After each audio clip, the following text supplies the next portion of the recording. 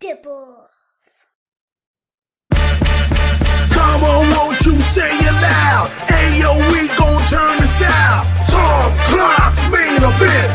Dropkick now and powerbomb. Ayo, bro, let's bring this on. Hey, hey, what is up? Oh, captain, my captain, show the stuff. Power slam and suplex too. Hot garbage is just for you. Big breaker, cut a code red. Figure four, hot times ahead. Since 2014, it's on. It's a 10 count, but stand up strong. Hey kid, no DQ. Strong style, chop, this is how it goes. Tom Clark's main event. Tom Clark's main event. Tom Clark's main event. Tom Clark's main event. Hey, what's up, kids? Welcome back to the program. Tom Clark here with you on a Labor Day Friday. You know what that means? Ain't nobody going to be here. If you're watching from other countries, this means it ain't nobody going to be here. I don't know what to tell you. Holidays in this country are they're a thing, and people tends to take the weekend off and, you know, go vacationing or go to the beach or go swimming or doing it, whatever it is they're doing, cooking out mostly in this country. Grilling out, to you kids who don't know what the word cooking out means. Verbiage changes based where you are in the world. You know what I mean? Like grilling out it's like barbecue. The word barbecue means different things based on where you are. The word barbecue doesn't mean what you might think it. Like barbecue is like not like the sauce pork or whatever, or beef. Barbecue is like, I'm going to barbecue. You're making burgers. That's not barbecuing. I know what barbecuing is. No, you're not. That's grilling out. Do you see what I mean? Today, it's a special food edition of Tom Clark's main event. I hope you're up for it. That's all we're going to do for the next hour and a half. Hope you guys are good with that. It's my show. I can do what I want. Don't tell me I can't. Thanks, everybody, for tuning in here today. Smash the like button for me, if you will. Let's get the ticker ticking on the bottom of the screen here before we get started here today. How's my hair? Am I all right? Looking dapper as always. Yeah, shut up. You know I am. Good to see you guys. Thank you, folks, for tuning in today. Do me a favor, folks. Smash the like button till you almost sprain your thumb. That would mean loads to me. And if you are so inclined, please share this feed on your page. That would mean loads to me also. We've got 3 guests to welcome to the show today because I'm on top of my stuff. I'm on my game. I fly solo a lot, yeah, but sometimes I don't fly solo. There's strength in numbers. We're about to take over up in here. I don't know what that even meant, but we're going to have fun. A few hellos before we get started. Sugar Shay in the house. JP, good to see you. Robbie, what's going on? Good to see you. Hit me that question again later on, if you will. Eric Jackson, what's going on? Good to talk Sandy in Germany. Germany, what's going on? Sandy saw SmackDown live. There you go. All right. I appreciate you guys very much. Again, smash the like button for me, if you will. Please share the show on your feed. That'd mean loads to me as well. We're going to put this man up top because he's always on the bottom, which is typically how it goes. So we'll welcome first to the stage Joe, and we'll welcome Faye, and we'll welcome Chris. What's up, everybody? Doing all right. How's everybody here? Yeah, good. I'm good. Happy Friday. Happy Friday. I'm very much with you on the barbecuing thing. Yeah, I was just going to ask you that. Sausages on a grill, that's not barbecuing. That's just cooking outside. Thank you. Thank you. Yeah, I don't think I've ever used the word like we do it for dinner. We're going to barbecue. I don't think I've ever used those words in my life. It's always grilling out is what I use. The only time I ever hear the term barbecue being used is if you're having a get together. Like it's more used as like a party thing here. Yeah. At least in Georgia. It's like, hey, I'm having a barbecue on Friday. Yeah. Like a small get together. Yeah. Beer fire. Beer fire. I've used that before too.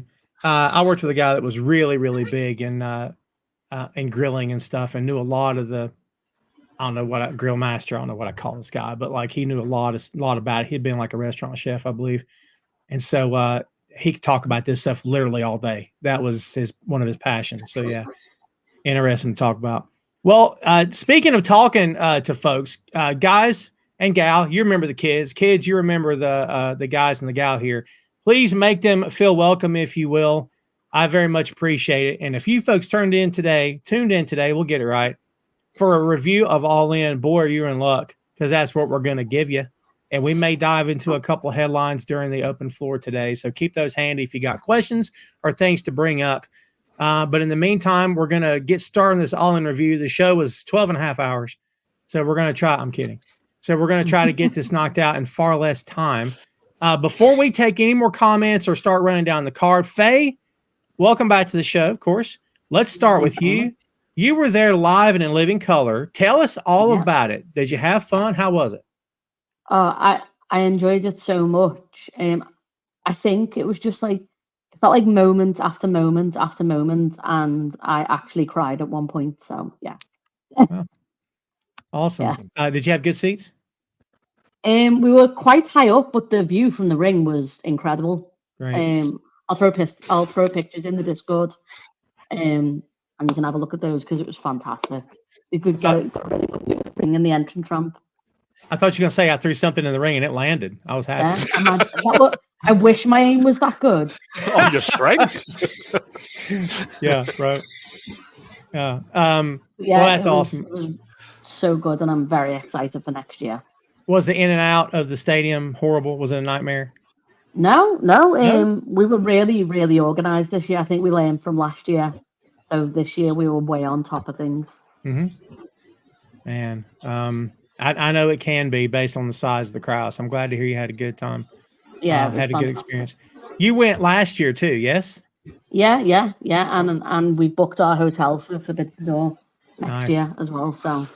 Well, I'm going to do that petty thing that all the websites are doing right now, where they're comparing last year and this year. So, do you have a comparison? Are you equally good with both? I enjoy both, but this year for me was more enjoyable. Interesting. Just purely for the amount of different people that were on. A little sad that Mox wasn't there, but I was quickly over that when I saw everybody else that showed up. Yeah.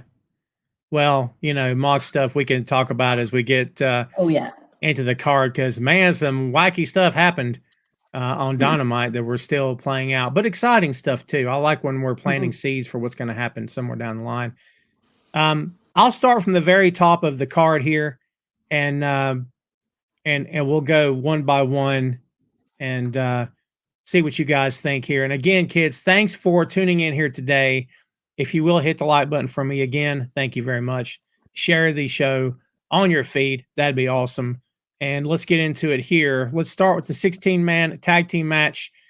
There's a lot of talking here. Tommy Billington, Kip Sabian, Rocky Romero, Kyle Fletcher, Leo Rush, Action Andretti, and Top Flight defeated Jay Lethal, Satnam Singh, Anthony Ogogo, Arya Davari, Private Party, and the Dark Order, and a partridge in a pear tree in this tag team match. Holy cow. If nothing else, guys, you throw a whole bunch of people inside of a match who can work and are fun to watch, you'll get something out of it. Faye, what did you think about this one? I was so delighted that Kip was on the card this year. He got such a good reception. And we got to see Dark Order, which we didn't get to do last year. Yeah, that made me very happy. Bit strange that they put in Private Party on the heel side, though. I thought that was a bit weird. It's very odd. But yeah, it was really good. I enjoyed this match a lot. In terms of Dark Order, anybody here have a prevailing theory about why this company continues to, in my estimation, mishandle this stable? It was once such a fun-loving stable and very entertaining and fun to watch. And Chris, you got a theory as to why that is? You think they're just spinning too many plates at the same time? What do you think? Yeah, I mean, this ties into the theory about the trios title, right? A little bit that we talked about last week. It's kind of, I don't know that people really care that much about it. And this group losing to Edge in the way that they did, only for him to be gone, I think sidelined a little bit of wherever that story was going to go. So, yeah, I mean, to some extent, yeah, spinning too many plates in the air, but also I think whatever they were going to do with House of Black shifted when Edge got hurt in that Hell in a Cell match, or whatever that match was called. So yeah, I think that, that plays into it a lot. There's also the theory that, some of the members of House of Black don't really want to be in AEW. So I that's more rumor than anything else, but that could potentially have something to do with it as well. Jeffrey Peter in the comments, Joe, mentioned Brody Lee, of course. Rest in peace, Brody Lee. Do you think it's connected to that as much as it is they just didn't have any sort of, not that they didn't have a plan, there just doesn't seem to be a plan at all for this stable. I mean, do you remember when like Dark Order first came in with all the creepers and stuff and all that, and it was fun and they were a bit goofy, and then Brody came in and it got serious but still fun. And then unfortunately Brody passed, and then we had the Hangman stuff, and that was great. And I just think that they're just they're just there. It's like just sling Dark Order out, they'll do something. And it's a shame because literally Dark Order are one of my favorite. I've always been one of my favorite factions because it is that thing of it's dumb as all heck. With remember the Christopher Daniels like promo packages they used to do? Well, it wasn't Christopher Daniels, was it? But, you know what I mean? All lost ones, and you could send in a written application to join the Dark Order. All that. That was great. And now it just appears to be Silver, Reynolds, and Uno, isn't it? Everyone else is gone. They were like 12 strong at one point. It's not even that like they've gone. Like Griff Garrison's still there. Colt Cabana is still there. And I think as well. Garrison? Yeah, exactly. It was Griff Garrison. Last time I saw this guy setting Darby Allin on fire. No. It's like the whole BTE thing as well. I was talking about this with my friend Nat the other day, and I was like, Dark Order were funny as a bit, but being the Dark Order is not nearly as funny as BTE was. No. And I don't think that's helped either. That's fair. So, so I do want to apologize because I kind of dropped in and came back in the middle of a question. I thought you guys were talking about the House of Black, not the Dark Order. So I will take that comment and use it later. I just assumed that your point that you wanted to talk about. Your point still stands though, because we've all heard that had they had their way, Malachi Black would have went back to the other company by now, but that there was no getting out of contracts at the time, and the moment Hunter took that company over, anybody that likes Hunter wanted to go back, and it's like I can understand to a point, but maybe let things play out first before you decide where you want to go. Maybe that's just me. For the Dark Order, I just don't know that there's much of a place for that faction and what to do with them. If they wanted to build something neat, I mean, I don't know how much traction Ring of Honor still has, but it almost seems more like you kind of got to start a groundswell and rebuild that group altogether. Yeah. Because right now they're just kind of treated as undercard guys. They had it in Ring of Honor at one point though, where they had that great feud with the Righteous, and then that didn't go anywhere either. And that feud was fantastic. It was like Colt versus Colt. Colt was. Yeah, it just feels like they never know what to do with them. Yeah. Well, they did something with Evil Uno like a little while back, but he just ended up getting demolished, right? So I feel like that's indicative of how they feel about that group in general. And for some of the guys that are a part of that, maybe a part of that group still, because it's still hard to determine who's in and who's not in, because that group's kind of been, like you said, some of those people haven't been on TV, like Griff Garrison, for instance. Is Griff Garrison technically part of Dark Order? Yeah, he joined. I must have missed that second when that happened. Then it was in BTA. It wasn't actually. Like, I know Colt was there, but I think it's just those three. It's Silver, Reynolds, and Uno. I think is the only Dark Order. That kind of plays into what I was getting at. Like, can anyone name every member of that group and who is still in that group? And if you can't, then that faction should just be dead and maybe move on to something new for all of these guys. Yeah. And if anybody from AEW is watching, we just spent 5 minutes on a team that wasn't even on the main card. If that doesn't tell you, people want to see these guys and they're truly invested. Like, this was once again a fun-loving bunch of guys and highly entertaining. And now it's just a whole bunch of nothing. Got a massive pop. Yeah. One of my favorite intros that I always go back to is them and Hangman's intro. That makes me cry. It always makes me cry, right? But I just don't really know what to do with them, because without a leader or someone bigger than them with them, they're always just bang them in. Yeah. Daniel, bang Dark Order in. Yeah, Daniel Hood says They're struggling what to do with them. Didn't they have one of them attack? The guy that attacked them was who's the guy that joined Roosh's guys? Preston Vance. Preston Vance, 10. Yeah. That rotter. Yeah. Yeah. Nothing came of that either, though. Like nothing. Alan Angels burnt his mask, and nothing came of that. And he's off on doing the indies now. And Anna Jay's. I don't know what Anna Jay's doing. Like, yeah. I think she's in Japan killing people. So is Stu Grayson still with the company? I thought they released him again. Yeah, they released him because whenever they go to Canada, he appears. Yeah, like Joe Hendry, but yeah, because I was pretty sure that he had gotten released, but the answer to that question would be like get the Super Smash Brothers back together as a tag team because they were great as a tag team. They need to rebuild the tag division anyways. Let's move to the next match before it gets to be Sunday. No, it's fine. Sorry. I enjoyed. No, it's not. I enjoy talking about this because sometimes I go back and watch those old clips, even after Brody passed. I'm like, God, they were having so much fun. Like, it kills me sometimes. Again, I just, why do we let things fall through the cracks? I don't understand. Willow Nightingale and Tomohiro Ishii defeated Chris Statlander, Stokely Hathaway, mixed tag team match. Since Nightingale and Ishii won, they got to choose a stipulation of the match between Nightingale and Statlander at All Out. 8 minutes and 10 seconds on this one. Joe, let's start with you this time. What did you think about this one?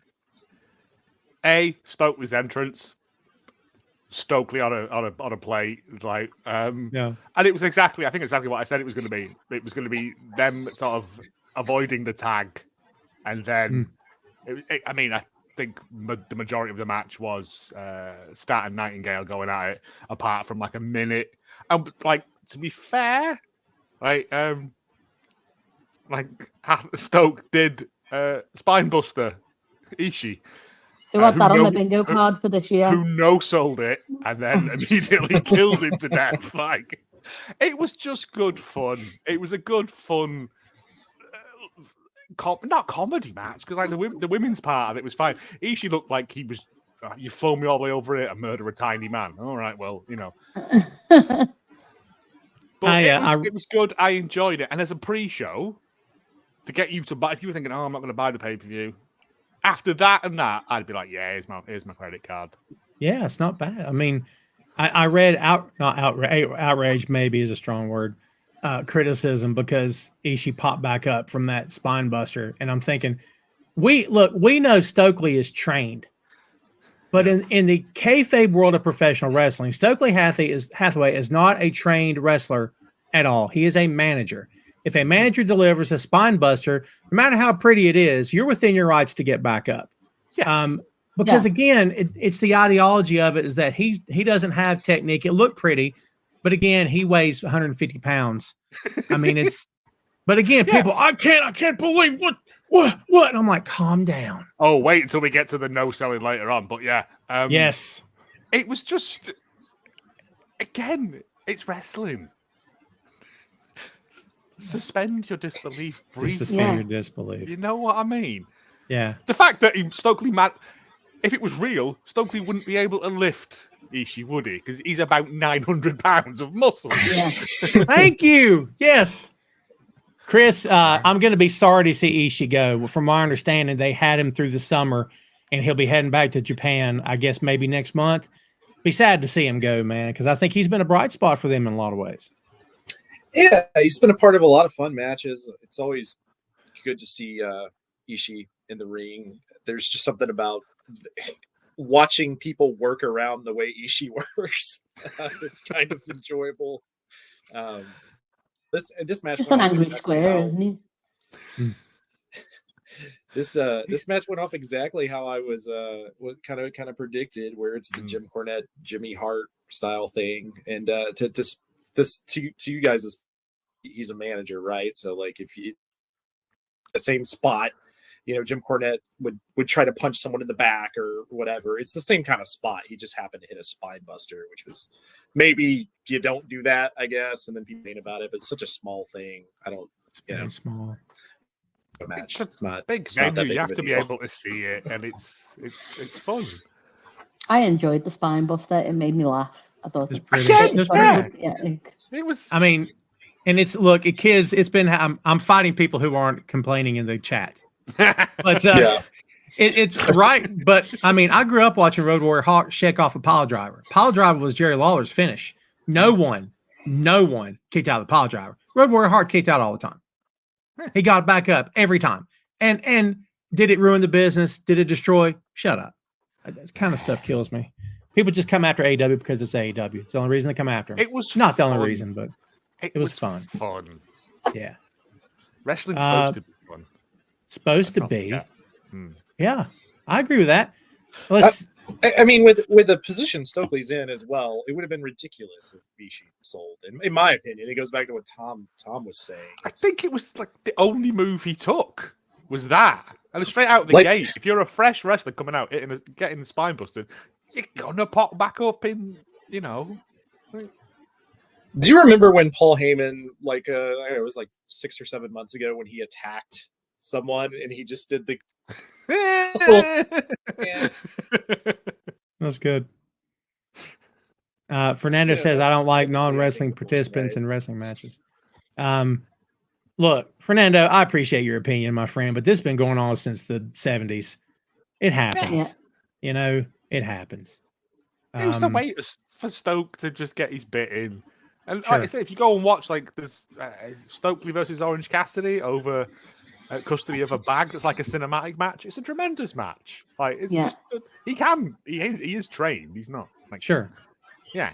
But let's see. Next on the card. Too long. This is the undercard still. No, it's fine. We'll burn through some of those main card matches because no, I'm kidding. 10-man tag team match. The Von Erichs. That's Marshall and Ross to you, along with Sammy Guevara and Katsuyori Shibata. What an odd combo. And Dustin Rhodes defeated Undisputed Kingdom of Taven and Bennett, and then Cage of Agony with Bishop Khan, Brian Cage, and Toa Leona. I don't know whose idea it was for two different guys in this match on opposing sides to be dressed as Wolverine. Battle of Wolverines. I know it's all, none of it matters because none of this is real. But again, it's one of those weird little minor moments, and I'm like, none of y'all could have collaborated. None of y'all really knew. Come on. It's pure Sammy. Brian Cage has had Wolverine gear for a long while now. Yeah. Good point. Good point. Yeah, some might say he's had it for too long, and it's kind of annoying when he wears it on every appearance he has. I mean, would you rather that or him come out covered in tinfoil? You know. Yeah. I'm not going to tell Brian. I'm not telling Brian Cage can't dress like Wolverine. That's entirely that man's decision. Have you seen that man's neck? Oh, what little of it he has? I'll tell him. Sounds like a good way to get money out of Tony Khan. Two set squares for shoulder muscles. It's weird. Faye, is Brian Cage one of the most underrated big men they have? Because I've always thought he's good. He's good in his matches, but I don't know. I'm not sold on Brian Cage, and I never have been really. Yeah, I understand that why he's there, but yeah, I just doesn't. He doesn't do it for me.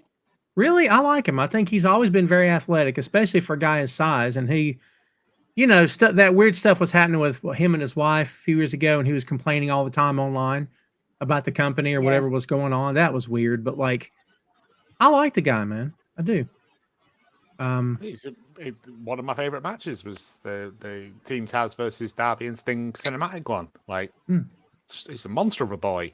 He can't talk, but I think that's what it is for me. Is that he's just a bit of a vacuum when he speaks. Just don't let him talk. Then that's why they gave him Taz, weren't it? And now, if they're putting him with, say Cage of they can't. They're really. all quite talk. They're not talky either. Yeah, just have them. That's why it worked with Swerve, because Swerve was the mouthpiece. Yeah, but it's the thing. AEW don't really know what to do with big fellas either. As someone's just put down, where's Wardlow? Yeah. I mean, Brian Cage is. Are we considering him a big man? I mean, he's big, but he's not. I don't know. He's not. He's not as big as some of the other people they have on the roster. I consider him chant me height wise. That's the whole Wolverine thing. That's why he's that is the Wolverine thing. Yeah. my biggest thing with him if is you ran into someone. That's the thing. Yeah, I guess my thing about Brian Cage, and it's more he plays into other people's matches too much a little bit, and then he does a bunch of high spots that I don't necessarily think that he needs to do.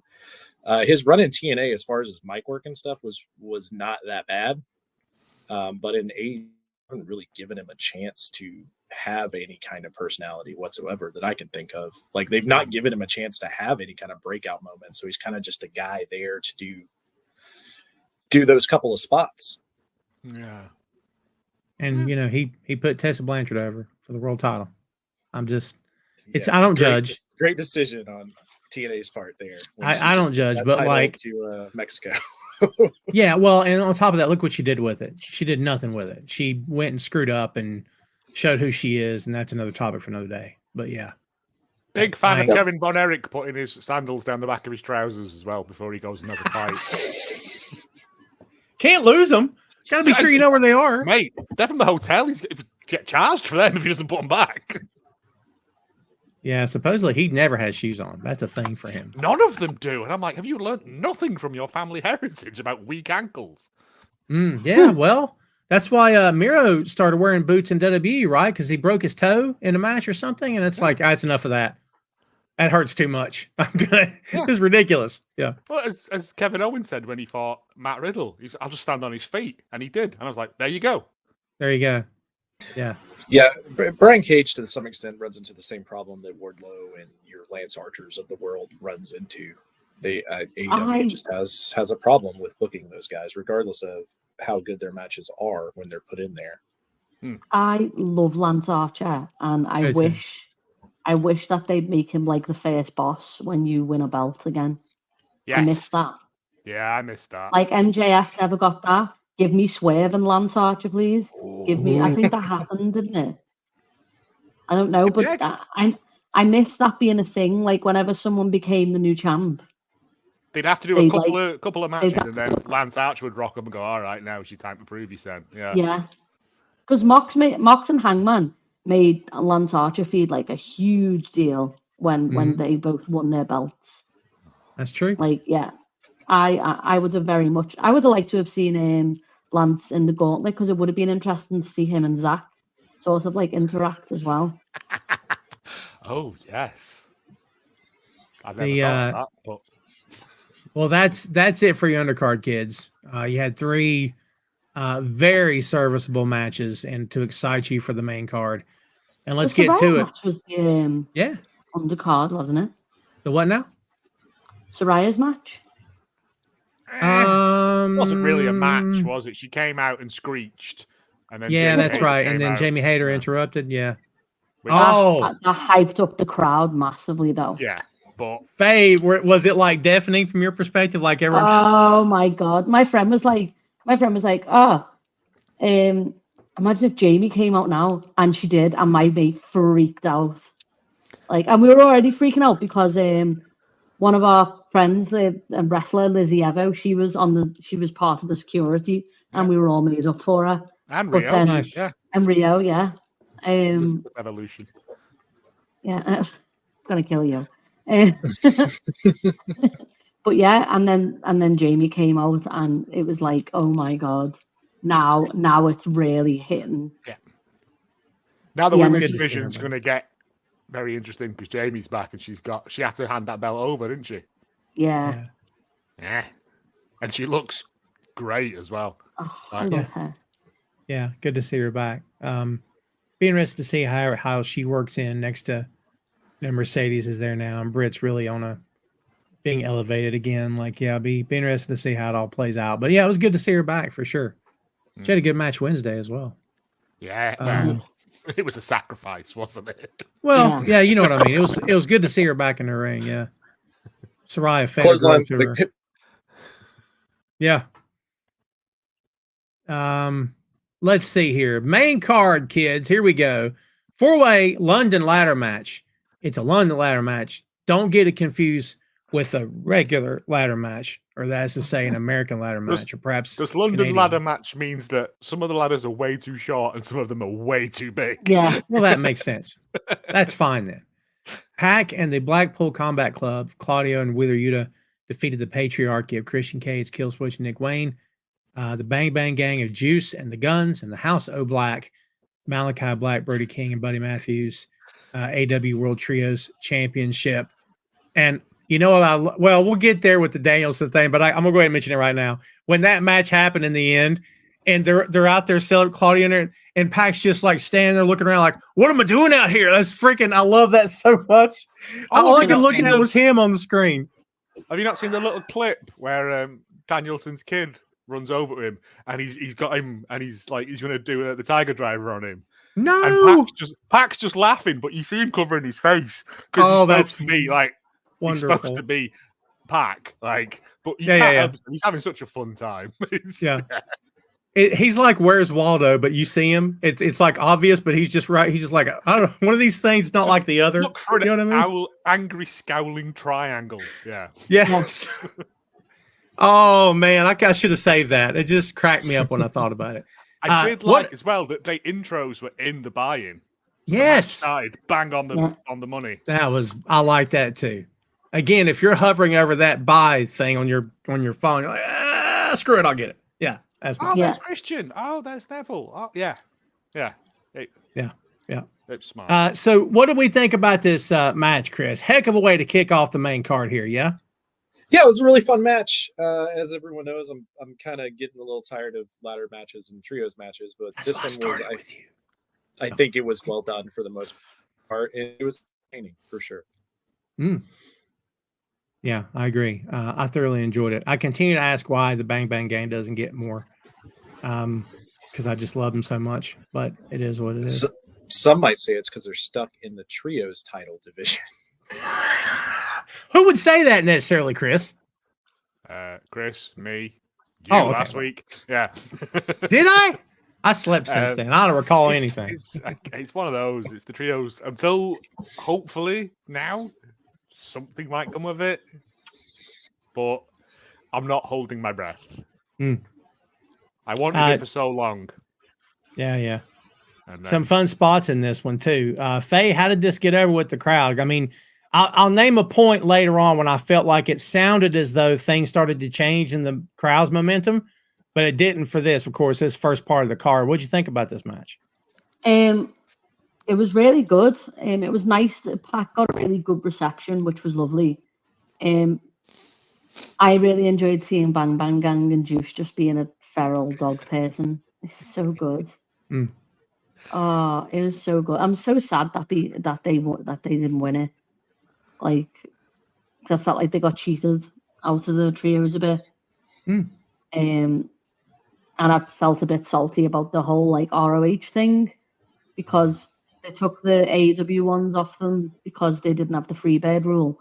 The ROH ones have had the free bed rule previously, so it didn't make sense to take them off them. But whichever. Yeah, it was really fun. There was some really good spots with Brody. Oh, and everyone barked all the time, and we all lost our voice because of it. Like, it was like, because we were really high up, our section was quite quiet, and then there was like me and like my 3 friends and my son, and then like these guys behind us, and we were just like being as loud as we possibly could, and our voices definitely paid for it the next day because of Brody King. I'm sure. Or Brody barks and you have to. It's the rule. Oh, of course. He might cross-check you into a railing. Exactly. And nobody wants that because that literally is the worst move in wrestling. It just looks like there's no way to not make that hurt. It's like the whole V-trigger thing as well. Like, there's moves that like you can't protect yourself from at all. Yeah, but it's a man that weighs like it's like someone throwing a wardrobe at you while you sat down. It's just not right. It's crimes. Ray asking if Pac is a BBC or a BCC member. They didn't officially induct him, right? He's just but School Combat Club. That's it. Yeah. He's Utah's pet dog, I believe, isn't he now? Well, I mean, he's technically there's no more Dark Triangle, right? That's the general assumption. So he would slot into. I read somewhere that this was supposed to be Pac and Death Triangle. They were due to win this here, but turns out the Lucha Brothers are probably not stopping around. So it did feel a bit like get Pac out, get BCC out, you put it on them when it could have gone an either English way. person in Blackpool Combat Club's a good idea as well. He's the only one that knows good points of Blackpool on a map. Yeah. I mean, Penta posted on his Instagram that he's signed with WWE, but I don't know about Phoenix's status currently. If one's going, they're both going. Yeah. You would Phoenix assume has so. had a lot of injury though, hasn't he? Like so. Phoenix did, yeah. But it's a show of goodwill. You just be like, well, what are you going to do? Make him sit in catering? Like, let him go. Let him go. Just let him go. I've kind of talked about this in the past, but Juice has been such a standout coming from AEW, which I did not, out of him and Jay White both getting signed, I thought Jay White was much further along. And realistically, I think to me is the standout member of that group. And specifically those two. Everything he does in the ring is just so damn entertaining, which is kind of not what I expected from watching him in New Japan and other places. I didn't like him in New Japan. I thought he was quite flat. Yeah, so he has this big personality now that's been great, and to me he was like the standout in this match, not necessarily in ring, but everything else as far as entertainment value goes. Juice was incredible. Him and Brody King are just two entirely different breeds of dog, aren't they? But you know what? I think a singles match between them would be insanely crazy fun to watch. Yeah. I don't know. You know what I mean? Do it in a junkyard because it'd be funny. Yeah. Or do it in like a dog adoption center, and if you adopt a dog, you can pick a weapon or something. Yeah. You know, yeah, that's fun. Fernando says, "I hope WWE books the Lucha Bros better than the LWO." You'll end up in the LWO, mate. I was recording with Phil the other night for the 6M, and I mentioned to him, I said, "Oh, what if they put them on lawnmowers and they'll have them with sombreros and going Arriba when they come out?" And I'm like, a few years ago, that wouldn't have been a joke. That would have been, that's probably what they're going to do. Like, I don't know. Maybe not. They'll end up in the LWO. I guarantee it. With Pentagon, I'm assuming that he's going to start out in NXT, and they're going to do something similar to what they did with Karrion Kross or any of the characters that they've built like that with Pentagon. So you'll get more of a Pentagon Dark, would be my guess. I don't know. I heard that they're just going to drop him in. If they both go, they'll just drop him into the tag division straight out the gate. It's 6 one after the other in it. Like I prefer Pentagon Dark. Yeah, but. Yeah, I mean, well, if they're going to be a tag team, that's good. That kind of shows that WWE is trying to put effort into their tag division, which is not a bad thing. No. The next match, kids. If anyone on this panel or in the crowd watching right now or after the fact says to me this was their favorite match, I'm okay with that. Mariah May became the new AEW Women's World Champion against Thomas Toni Storm. Faye, how was this received live? What did you think about this watching it in real time? I was shocked that so many people were booing Mariah. Like, in my heart of hearts, I love Mariah so very much. And I think for me as well, I was speaking to my boyfriend about this when we were watching it, and I was like, I waited for months for Mariah May to come to AEW, and I was like, she's coming. She's going to arrive. And this just felt like it was a gift for me. It was delightful. I loved it so much. Yeah. I thoroughly enjoyed this. I thought it was excellent. Yeah. Joe, what'd you think? I thought this was tremendous. I understand why they were booing her, because Toni Storm is a darling, and also Mariah slapped her mum. Her own mum. Her own mum.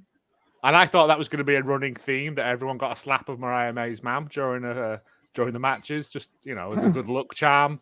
Or something, people rub statues and things like that for good luck. Yeah, no, it didn't rely on all the Toni Storm cheating tropes and stuff. Like, it was just a good wrestling match. It was great storytelling. Luther was so good. Yes, that bit in the corner where he just slid the stuff out. Because that's always been my Toni Storm beef, was that a lot of her title defenses have been shenanigan based, but with this, there's nowhere left to run no ahead. This is the payoff of it, and now hopefully we get like a whatever happened to Baby Jane style thing, if she's still going to be running with this. Apparently after it, there's footage of her just walking out of a fire door and running through the streets of London in gear. So somebody went dressed, came dressed as Tony Storm, but he had full black and white makeup on, like all over his body. Oh, I thought you were talking about when Mariah May was at the airport going back, and someone was dressed as Tony Storm. She took her shoes off and threw them at like just some. I saw that. No. A gentleman was dressed up as Mariah May, as Tony Storm, that's amazing. in Wembley, but he had like black and white body paint on. Amazing work, dedication to the bit. I love it. Yeah, but yeah, it was just a good fun match. We all knew it was going to change. It's time for the change, but then like Tony just lying in the ring, rolling around for a bit, like. It felt right. It felt good. It was a fun match. What more can you want? Did anybody expect the pop that Luther got before Tony came out though? Like that was Faye, we're British. We will cheer for literally anything. We will, honestly, we will. There was a chant for a pigeon at a football match the other week. Like it's. Oh, okay. Shane, I respect your opinion. It's all subjective, but I disagree that Julia Hart's better than Mariah May. I disagree with that. I think Julia Hart's learned a lot. I think she's come a long way. I think she's charismatic. I do not have her on the level of Mariah May at this point in time. In a year or two, maybe. Not at this moment. I personally don't. Send Julia Hart to Stardom. That's what I would like. Oh, ooh. Yeah. Like a talent exchange kind of thing. Yeah, boy. Wow, that'd be fun. I'd watch that. Chris, one of the load of Yoshi wrestlers kicking 7 bells out. Yeah. Chris, one of the complaints we hear all the time is that AEW doesn't have storylines. And here we have a great example of how people aren't paying attention. This thing has played out for a while, had a beginning, a middle, and an end, and I thoroughly enjoyed it. I thought the ladies did a great job in this match. I thought this was, if it wasn't for the Bryan Danielson match, I would say that this was the best match of the night. It was a good match, and it did exactly the thing we talked about last week on the preview, which it didn't need to be too much. And I think they did a great job of that and just let the storyline carry the actual match. And I liked the finish. I loved Luther slowly pulling the title belt out like you guys talked about after getting demolished earlier in the match. I thought that was a cool spot for him. And I kind of said, like, I was asked, I think we were all asked, like, where would you go with Tony Storm from here? And I kind of threw that Twilight Zone episode out. So the name of that is the 16 millimeter shrine, where the aging superstar is looking back at her career and the history and with such sadness and wishing for yesteryear, which I think would be a fun thing to do with Tony Storm until she can conquer the next thing in front of her. Right. So, I thought it was a brilliant storyline. I think this moves Mariah May in the right direction as well. I think everyone comes out of this looking better, which is kind of what you want. And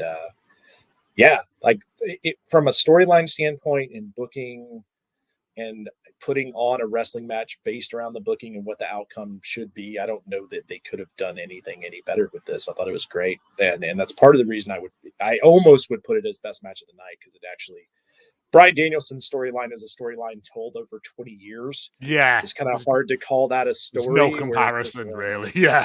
So it's, but outside of that, it was, in ring, I thought in ring, it was better than the Mercedes Moné match, which we'll talk about a little later. Yeah. So that's the other thing, but the emotional storytelling part of it kind of stood on its own, which, like I said, when we previewed it, I kind of thought that was going to be the case.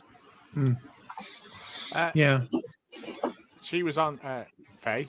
Mariah May was on the first Soft Pro show, so that's what, 2 years ago, and now she's headlined Wembley and won the AEW belt. That's princess. I love her. Wow. Yeah, they delivered. They both delivered, and I kind of feel like that little spot on the ramp with Shivani, with Mariah May, in that moment that she's all in character. Like, I already knew that she was fine, that she had it. That little spot on the ramp, for me anyway, is like, man, I really like her. I really like her. Like, it's real hard to get out from behind Storm Shadow. Hey, there's a subtle G.I. Joe reference there for you. But I thought I think Mariah May's going to be just fine. I think on her own she'll be fine. I don't. Yeah, he's great. And that's what you want out of this kind of storyline, right? This was built to get the rub from Tony Storm to Mariah May, which they did. That's what I'm saying. Everything about this was executed as good as you could hope as a wrestling booker. So, I said you're going to get very now. high spot. You're going to get now Tony Storm possibly in a wheelchair doing the whatever happened to Baby Jane thing. Like Maria says, unhinged Tony is going to be fun. More unhinged Tony. Yeah. But yeah, and that's what you're going to get. And she's just going to be like stalking Mariah. She's not going to do anything. She's just going to be watching her. Yeah. Like, I think that's I'd like to have just completely incoherent promos where she's referencing stuff that happened in the 20s or 30s as if she's losing her mind, slowly losing her mind. And her lipstick needs to be crooked. You know what I mean? Again, this is not a million miles away from where we were anyway. Oh, that's fair. Yeah, it's not much. Not much away. It's all based on classic cinema. I think that's the plot that they're following. Yeah, definitely everyone check out 16mm Shrine. And that would be. I did look for it, but now I know the name of it. I'll dig that out. Yeah. We're going to go to Chris's favorite match. He was kidding about that Tony Storm match. Chris's favorite match was Hook defeating Chris Jericho in a last chance match for the FTW Championship. Had Hook lost, he would have never been able to challenge for the title again as long as Jericho, hi guys, was champion. Ugh. Chris, you loved it. We're going to let Chris have this moment. Go ahead, Chris. Tell us how much you love this match. I didn't like it. I thought it was the worst match on the card. Love the Taz. I'm so disappointed right now. Taz popped the crowd. The Hook suplexes looked great, but we kind of thought they would. So I don't know. I'm glad it's in theory done. It's not. It was cool. Had a match this week, didn't they? Yeah, I guess it was cool seeing the Taz mission. I'm trying to think of something positive to say about this. You can't. Match. He whipped proper cricket balls at him like that. Yeah, I enjoyed that. The cricket spot was fun, I guess. And let me ask. Came out, there was the Taz intro music before Hook's music, which made me pop big time. That was cool. Let me ask our friends across the pond and across from the screen. Why is Big Bill so big in London? What's going on in England? What's going on? People like him. I'm assuming because Big Bill, Big Ben. Is that why? That can't be why they cheered just like for him. big things. I don't know. Really? No, I don't. I don't know. I honestly don't know. I think his tag run with Ricky was good and like made him do something, as opposed to just being a big man who came in and like, you know. Yeah, he was quite eloquent on the mic when he was with Ricky, wasn't he? And then he did those presses where he talked about like his past and his problems with addiction and stuff. And it's Britain. We like a broken horse. You know what I mean?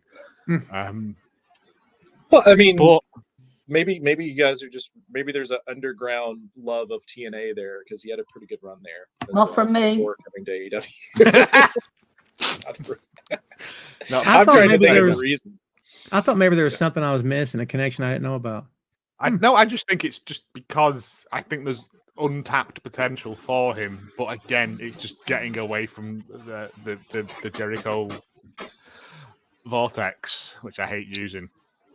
Yeah, Big Bill is miles better than he was, let's say, 8 or 9 years ago. There's a lot there. Like I said, the feud he had with Moose in TNA was really good. There's a lot that you can do with that guy. But my faith in AEW doing anything, if they can't do something with someone like Lance Archer, for instance, the Big Bills of the world or the Wardlows of the world, I don't have much faith in them being able to book well. It was interesting to me. I didn't get it either. By the way, we've let this whole show go by an hour without acknowledging the passing of Sid Vicious. We can talk more about it in open floor, but of course, condolences to the family and friends and fans of Sid Vicious. He's one of a kind. No matter what you thought about him, he's one of a kind. I say that because Maria says that Bill has the potential to be Sid Vicious 2.0. I think Bill can be his own guy. I think Bill's better than. I think Bill's maybe better than he has any right to be, considering at one time the other little dude that was with him just about destroyed both their careers. because of nonsense and shenanigans. So good for him for sticking with it, man. I think he's in a great spot. Like Faye said, he's a very good talker. He's very eloquent. He is. Yeah, he is. Just give him that chance. Yeah. Just have him and Brian Keith just turn on Jericho, like throw him into an actual vortex. Like, come on, special effects department. Help, like, right? And then he goes on tour with Fozzy for the 8 people that want to watch that, and like he just disappears from TV. I don't hate Chris Jericho. I just don't want him on my TV every week. Yeah, I mean, like if and I've been saying this for years with AEW, but if you don't know what to do with these big guys, put him and Lance Archer in a tag team together and have them just demolish people. Yeah. Yes. Oh, yes. 100%. Yeah. That'd be fun. Just 2 giant dudes just whomping people. Get him some gear. Just throwing Top Flight into the rafters. Like, and then you can get, and then like bring Mark and Stunt back, and they can all play catch with him. Like that's all you need. Like give them a dominant tag run, and then the Bucks, they have these tag titles or whatever. It's like, congratulations, Bucks, you get to face these 2 monsters. It's been 2 giant men. Lance Archer, who is the angriest man in the world. It's a proven method. Steiner Brothers, Road Warriors, put big dudes together, have them demolish people. It's just the AEW thing of not knowing what to do with big lads. It's not hard. You put the 2 big dudes together and have them demolish people. I don't think you know this. They should name the tag team. They should name the tag team Run. That's all. Just Run, and it comes up on the screen. That'd be lovely. Are you kidding me? Yeah, like I mean, if they really can't book them in singles, like put the 2 big guys together, have them do like a skyscrapers, Road Warriors, demolition type thing, and just demolish people. Call them brown trunks. I wish I'd worn my brown trunks. Let's go. You mentioned the Bucks. Segue. The Young Bucks defeated FTR and the Acclaimed. We called this last week. We haven't checked up on our predictions, but we're probably close anyway. To retain the AEW World Tag Team Championships. We all called this one, I'm pretty sure. Good match, fun match. I have no real issue with this match. They involve Billy Gunn whenever they can, which that's fine. It is what it is. What are you gonna do? Fight about it? But like, that's it. It's a choice, I guess. But I thought it was a good match. Faye, what's your take on this one? See, I feel like I'm the worst person to ask because the Bucks are my absolute favorite in the world. But I will say, right, even though the Bucks are my favorite, they always will be, that the Acclaimed should have won because none of the other 2 teams have anything to gain from having these tag titles. Interesting. Like they don't, like the Bucks don't need the gold because they're EVPs and they have all the money, so tag titles don't matter. Like they can go on an insane ramble about how they're not being respected and how they've lost, and like just have like absolute diva brat Mac Jackson go off on one because they've lost. That would be great. Like they don't need and we've seen it. We've seen the way the Bucks go when they lose tag titles. They're very good at being evil heels. So yeah, they can lose. FTR can get in the sea. I'm fine with that. I don't want them here. Like I'm so done with FTR, man. We've got new FTR now. It's fine. We got British FTR. That's fine. I became like a million times more Scouse when they showed up in the ring. So why don't you like FTR, Faye? I don't know. They just don't click with me at all.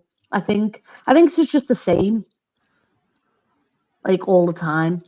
It's my wife, my kids. That's it. Yeah, I can. Although everyone singing the theme tune like you're at a darts game was great. Well, yeah. Hey, I think they're in an interesting spot where I don't quite know what the plan is for FTR. I don't quite know what. Like, I feel as though they're probably eventually going to end up in the other company again, but I don't know what that timetable is. Because 3 years. Didn't they say that this was their last run before they retire, like from their contract? Interesting. Well, They never this say one. never. I don't know. Yeah. I agree about the Grizzly Young Vets, though. I enjoy seeing them there. The And best lads. I think Grizzly Young Vets versus FTR, I mean, I think you can do a best of 5 with them. I think that's going to be a highly entertaining feud.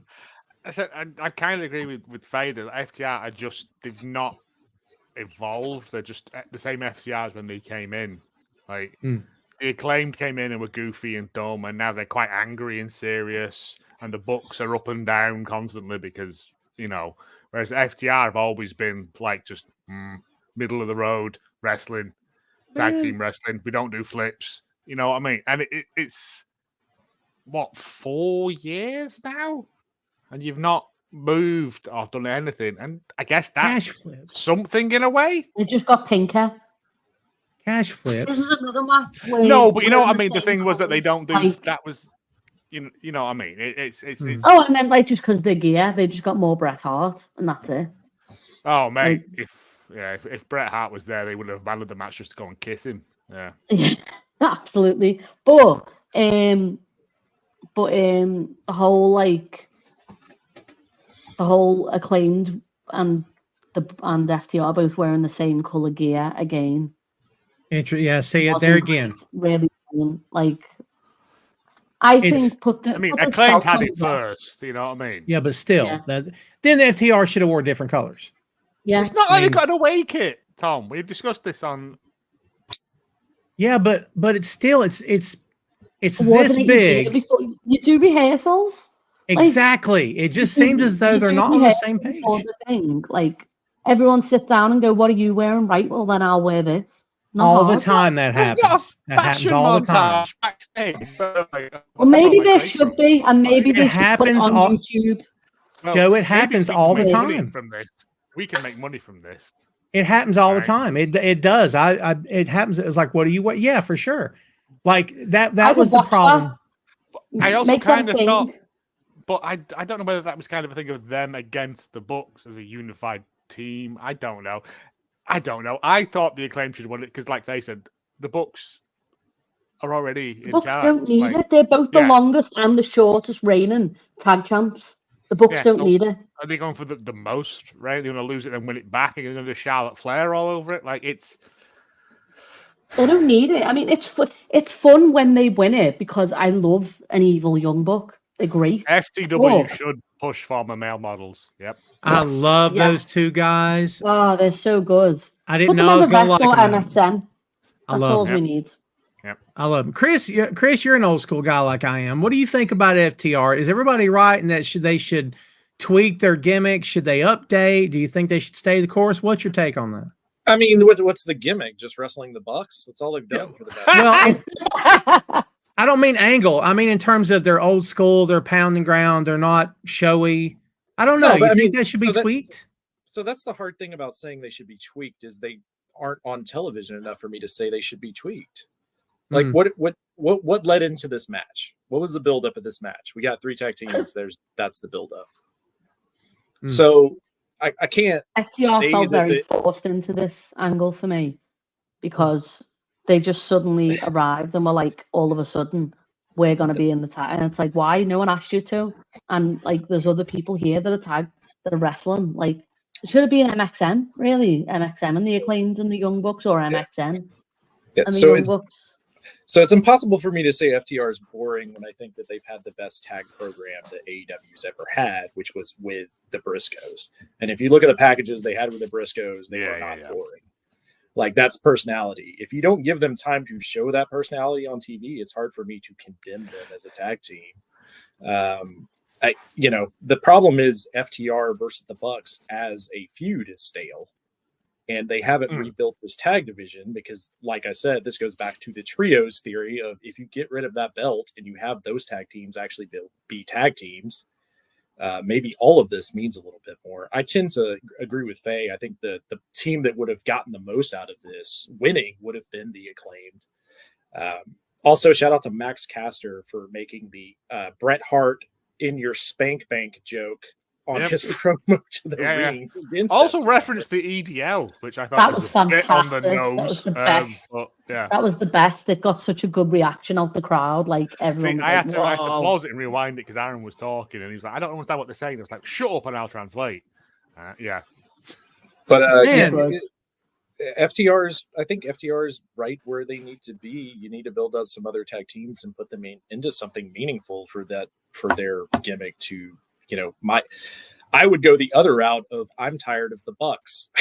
So me and you're gonna fall out. The Bucks are in charge. Who's going to tell them no? Which is why they retain here, right? So the idea is that they're, by them having the amount of titles that they have, it being EVPs and collecting, this is all just leading back to Kenny Omega coming back with some sort of team. So that's why we threw out the predictions we did last week, because that's Do we not want Young Bucks and Golden Lovers too? Because that's what I want.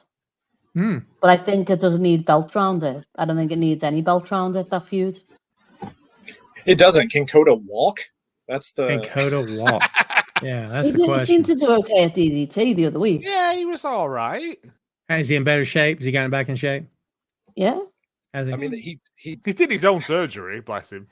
Yeah, he had double he ankle surgery, right? So like that wasn't a joke. Like I didn't even know that he had came back to DDT because he had the following out with New Japan. I don't keep up with DDT as much as New Japan. So if he's back, highly that's great. recommend people watch DDT, to be honest. If you can find it, it's worth watching. Yeah, it's just difficult to get in the UK, so maybe.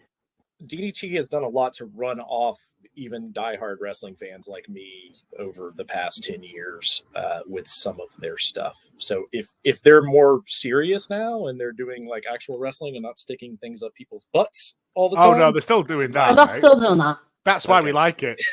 Yeah. So, we call I can't see Chris Brooks in a bra anywhere else. We call him Big Bill. I have to watch it on DDT.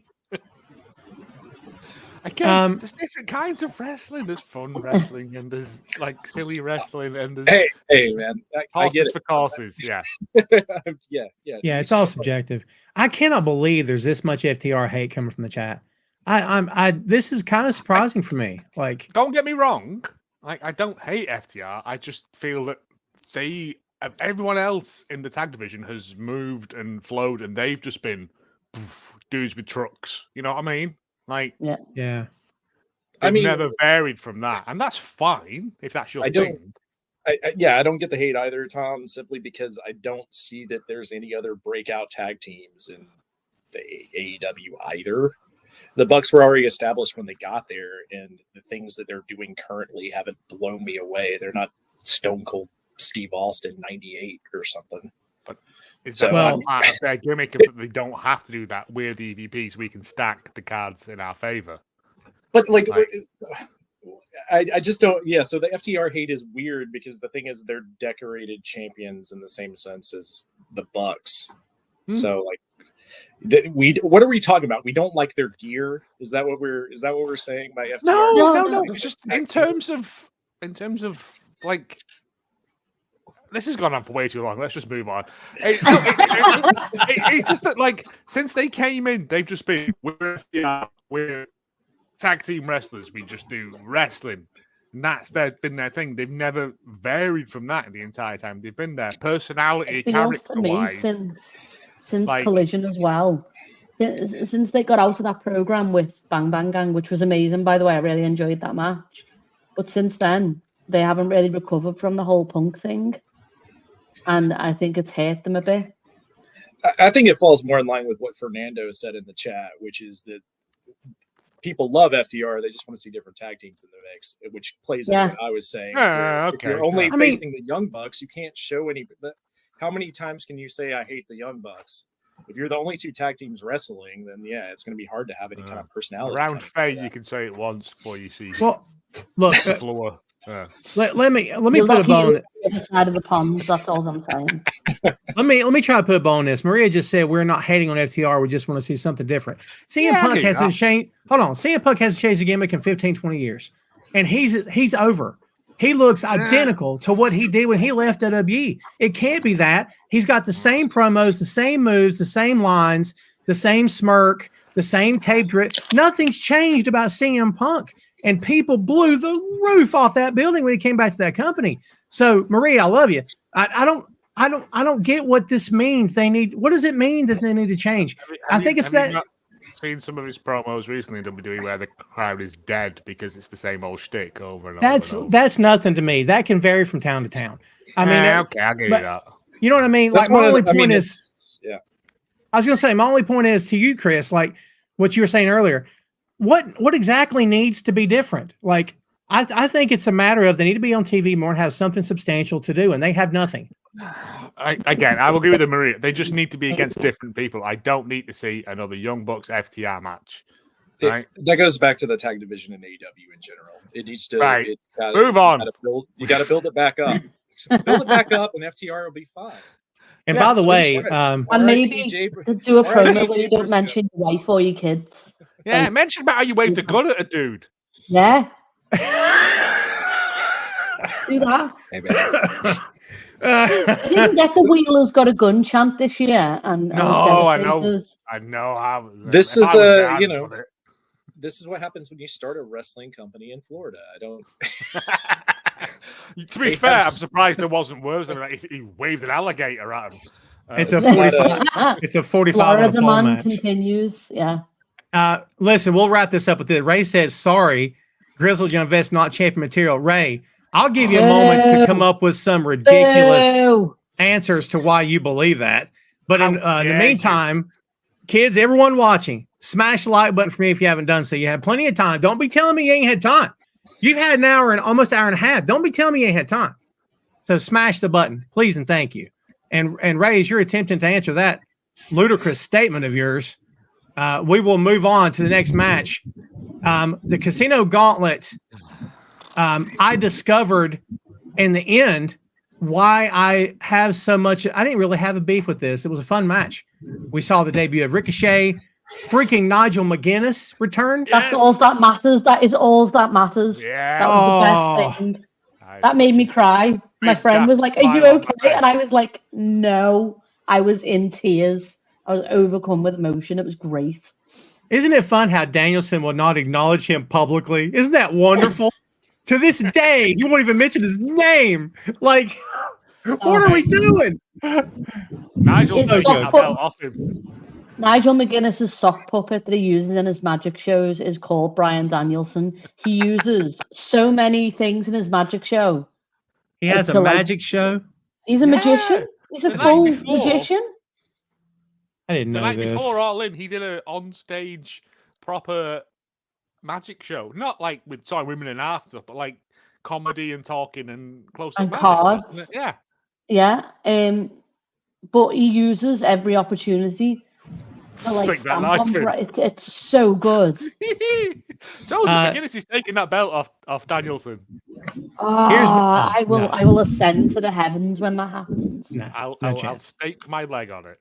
I won't say no chance, but very little chance. I discovered the problem when Christian won. Not that Christian won. My problem is, if this is not, as we said last week, remember we spent a lot of time on this? If it's not elimination, then why didn't someone just win 3 guys in? There's not a stipulation. McGuinness lariat everyone. Because you LOL TNA.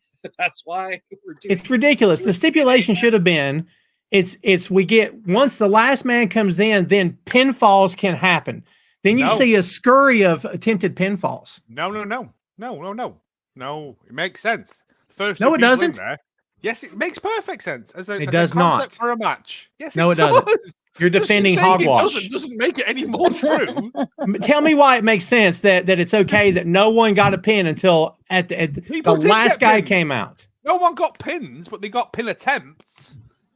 And if you get that pin, the match is over. So what happened? Could have been 21 people in that match. We stopped. That's what I'm saying. The potential for that match to end is huge. So why even book a match that way? Even though we know it's fixed and it's already set up. The point is, why even book a match where you can end at any moment it wants to? I don't. It's got the pressure, the overlying. That's the point of the match. Is that it could end at any time. Hogwash. But not- you know it's not going to end at any time because it is a surprise entrant match. It's not going to end at any time. Come on. Yeah, but that's just like a rumble. You know, Okay. you've got 40 men to get through, so you know you're going to get surprises in But there. But as soon as it gets down to the last 4, you go, "Well, I'm here for 15 minutes now, aren't I?" While they all do their bits, like Right. yes, Doesn't matter. That's different. That's It's different. because there can only be one person left. Whereas this one, anyone can win at any time. And if That's the does that point. make it more exciting? So to do it, next year, it needs to win before anyone else comes out. I think Bobby that'd be Lashley Did you not awesome. see like how Orange the Cassidy first won the guy number 1 to spot because that could match possibly it. be the best spot because it's only you and one other person, and therefore if Yeah. you batter them in the first 3 minutes, the timings on this were sketchy. I will give you They were that. because there was like ones where it was like 3 seconds later, and we were Yes, all like, exactly. "What is happening?" Right. We were If like, you "What?" batter them in that, then you can pin them, and then Bob's your uncle. Off you go. Bob's your uncle. So No one that's- else needs to come out. Sorry. That's the other problem though with the match itself is that if you don't set it, if you almost have to consistently year from year have someone win in a different spot to make this work, but they're using it as the Does Royal that not Rumble, make that more so exciting it's for not. you? No, Yeah. because they're using it as a Royal Rumble and not calling it a Royal Rumble. No, because no one's ever won this. I thing. enjoyed it We have immensely. casino battle royales and all of these made up Yeah. things. This is AEW's unique match. No, it's Hate not. it. It's a TNA match. Yeah, I know it's a TNA match. Yeah. Shh, we And don't it was talk about bad, that but it around was- Faye. You can't talk about TNA around me. It's forbidden. Brings her out in hives. It's like Jeff Jarrett booked this thing. That's what it is. Jeffrey, look, Literally, Jeffrey says you have eliminations during Royal Rumble. It's not the same. The Rumble has to get down to one guy after everyone else has already come through. It's different. Faye, have I had a stroke? Is this?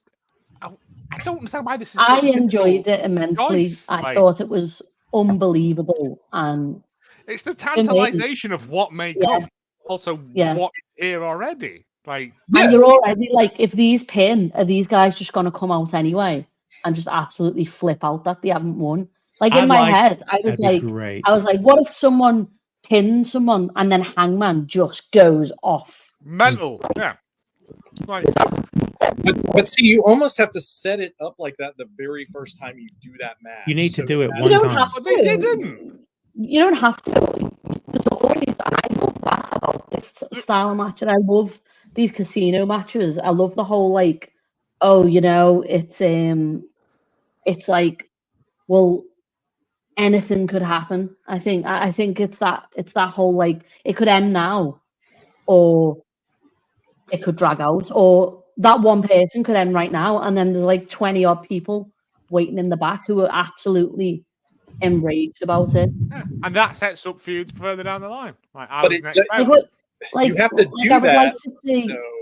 So for that to be a thing, you have to I- do, like, the I- first I- or I second agree. time the match. You have to do that finish because every year people are going to expect you to do. Like, I don't want to watch this 5 years and then they finally do like the 5th person in wins. Why? Right, but It's this no was the surprise. 10th. This was the 10th, 12th person in. I'm There's with you, still Tom. 9 people to go. This is a bad idea in TNA and is a bad idea in AEW. I'm not even I saying I enjoyed agree it. to disagree. I just disagree. I thought the match was fun. Like from a Yeah, match. no, it was fun. Oh, dude, it was very. Oh, no, fun it was- match. The The ending match was killed fun, off the the ending was crowd. Yeah, Dog The shite. ending Sorry. absolutely murdered the crowd. We were all so mad about it. Yeah. My friend had to get up and have a walk because she was just that angry about about the ending. yeah. Like, See, so mad. At the end of the trios match, Killswitch walks off. Right, doesn't he? Yeah. Oh, right. Then he comes back in to Luchasaurus's music. I was like, yes, we're finally getting the turn. Right, we're finally going to get him. And then he just goes, and I was like, oh. Yeah, it's I kind of don't dislike. I mean, I think you could have had anyone win there because the going in, I'm pretty sure everyone had. I think everyone, even on our preview show, had Hangman winning. yeah. But I had if the Bobby finish- Lashley because I'm an idiot. Spoiler! Oh my god. Yeah, the spoiler. Dream alert. big, Faye. So for the Bryan Danielson match, if Danielson's winning, then having Hangman not win makes sense since they set up that feud. So for Christian to get it, that's Bryan Danielson's next guy, I'm guessing. No, the next Must be guy's Holt's past. next guy's Jack Perry, isn't it? Yeah, Jackington Perrington. I don't get that. I don't get So that. Christian has a cash in, right? That Darby they- has a title shot. It's the title shot. He can't run in with it. It has to be set up. It's Christian's got a cash in.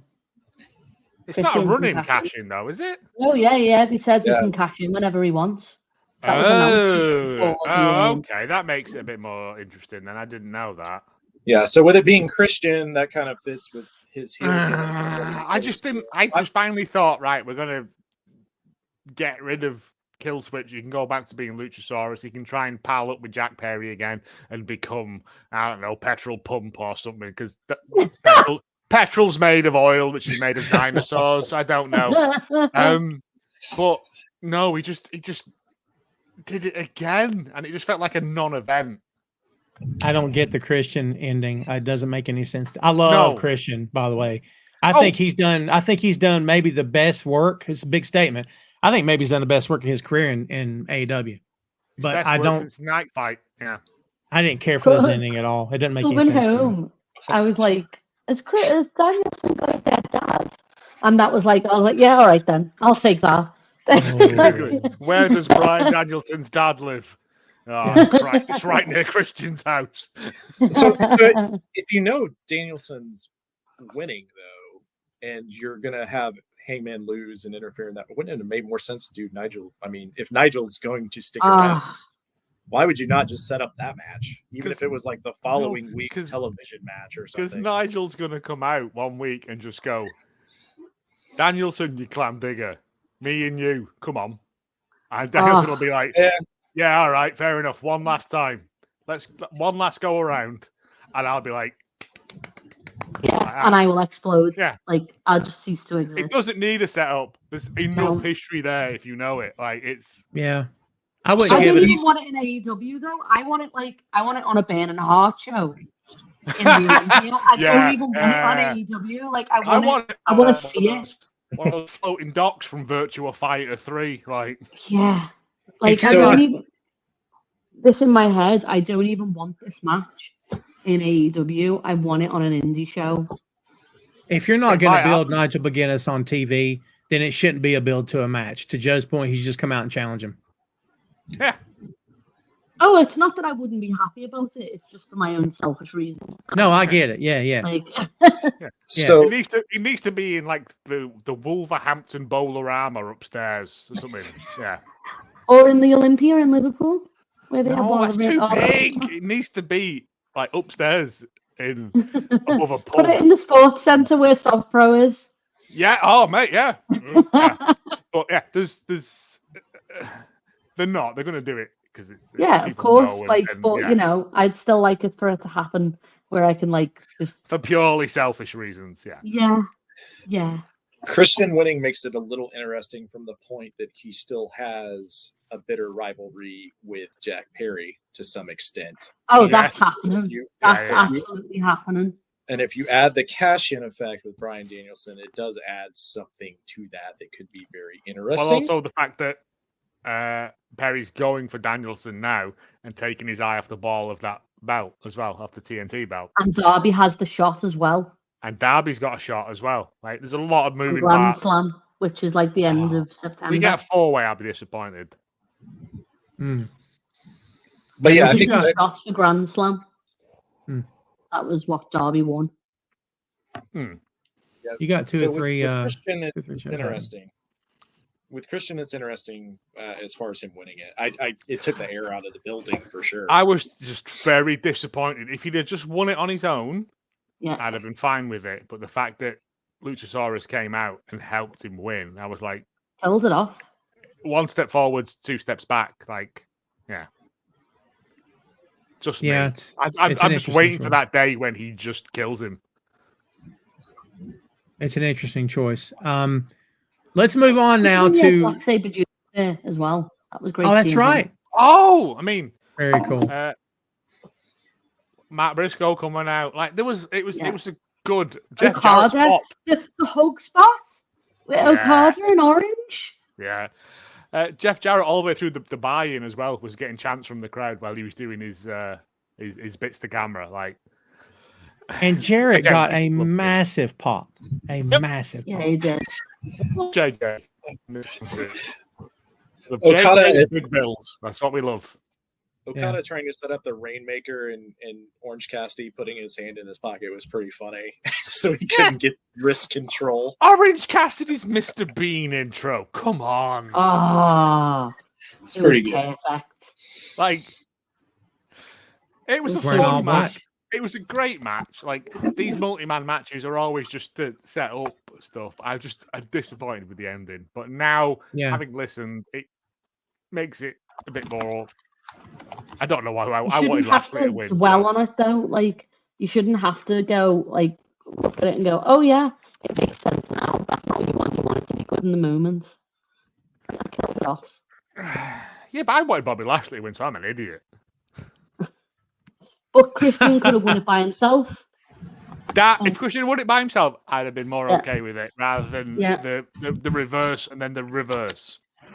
So, well, again, despite what our takes were on the format, it was a fun match. I hate that the ending completely deflated the crowd. I thought the air was taken out of the place after this match, and not because it was a bad match, but Ospreay versus MJF to me felt like after that is when I could tell a difference in the crowd. Maybe I'm wrong. Yeah. The Assassin's Creed intro really cheered everyone up. Yeah, which was amazing. Mate, you know what I really like is computer games in my intros and stuff. I enjoyed it. Yeah, like it was so good. Mate, he's making his money. Like, I can't be angry, but also I'm never going to play Assassin's Creed. What is it? Assassin's Creed Turnip or something where you play as I'm going to play it. I was literally watching it and I was like, I can't wait for this game to come out. Like, just play Assassin's Creed Valhalla. It's the best one. I have all of them. I'm obsessed. But I liked Ospreay's intro looked phenomenal. Like, yeah, it was so good. I want that coat that he's got. I would crawl over my own dead mother to get that. But also, like, all them lads doing flips and stuff, I was like, yeah, this is good. Yeah, Dude. it's really good. And then MJF came out, like Homelander had done a sick on him. It was great. It was like the Apollo entrance, wasn't it? It was the Apollo Creed, yeah. Yeah. He looked like Lex Luger in that gear, though. It looks like Lex's old gear. Possibly a homage to it. I don't know. It was dead spot on Lex Luger's gear. Like the V American flag. Yeah. It was hilarious. Yeah. Last year about firing streamers into gantries because they get caught. Well, I had some porch furniture. It's got stormy here all of a sudden, and my porch furniture blew off of the porch, so I had to go grab it. All right, blew in the street. You didn't have to turn your camera off unless it was blowing across it, and we saw you chase it like a Scooby-Doo cartoon. Yeah, just happens. That'd have been fun. Yeah, and then they dropped that big flag again because they paid for that, and you've got to get as much use out of it as you can, I guess. So this wasn't really thought through, but it was distracting the entire rest of the show when they shot out the American red, white, and blue streamers. Yep. And it got caught in the lighting gear the entire rest of the show. I could see it. It's exactly what happened last year with the Bucks. God, yeah, the rest of the show. I kept thinking, who's going to be the brave soul that gets a ladder up there and tries to pull these streamers down? You know what I mean? Oh, man, if only they had a massive ladder that touched everything. Well, freaking Ricochet's there. Could have tossed him up there. A couple of those high flyers. It Get up there. Last year with the Bucks intro. Like, there was just streamers dangling off all that rigging. They learned nothing from it. I kind of liked it. I think it adds to it. I liked it. Yeah. Just makes it feel a bit more chaotic. And, like, yeah. I know this is $1 million company, but nah. Yeah, Let's just fire streamers into metal. See what happens. Yeah, that was it distracted me, especially in the Bryan Danielson match, because they kept doing lots and lots of pull-out angles to get the shot I was talking about, the big WrestleMania shot kind of thing. Lex Express. There we go. Yeah. Well, no surprise as to who won here. Again, I think the storytelling was fine in this, and we had an ending, and it feels like they're walking away from each other, but we are not walking away from Daniel Garcia, who came back in this match. And, Garcia, I thought it was great. I thought that run-in was tremendous, and I thought he got a great pop. I'm like, the first time you start dancing, kid, it's over. I know Oh. No, I'm telling you right now, it's just Why not. do you hate Joy? I don't hate Joy. I love Orange Cassidy. I love Danhausen. It's just Garcia. It's such an odd thing for me. I'm not going to rant, but you want to be taken seriously, like I'm a shoot guy and I'm tough. First of all, your music is terrible. Number two, what's the dance? Like either you are BCC level or you're a way step below it. And to me, he's a step below it. Now, him coming back and on Dynamite, I thought he looked sharp. If they maintain this with him, I'm here for it. Yeah, okay, with you on that. I like the dance, but that's just because I like Daniel Garcia. Yeah. I like him too. Back to the match, I enjoyed the entrance, and the match was good, but also I was like, I've seen this. Yeah. I think it was John pointed out this week that Daniel Garcia and AJ Styles are the only two people who have flown across the world just to punch someone and walk away. I just love Daniel Garcia so much. I think I've just been waiting. I've just been waiting for him to arrive for so long, and it hasn't happened yet. Off this, and hopefully we get him doing something good now. Get him in a feud with MJF, like a proper feud. MJF, like I want to have a feud with Will. No, Will's busy getting murdered by Pac at the moment. Fine.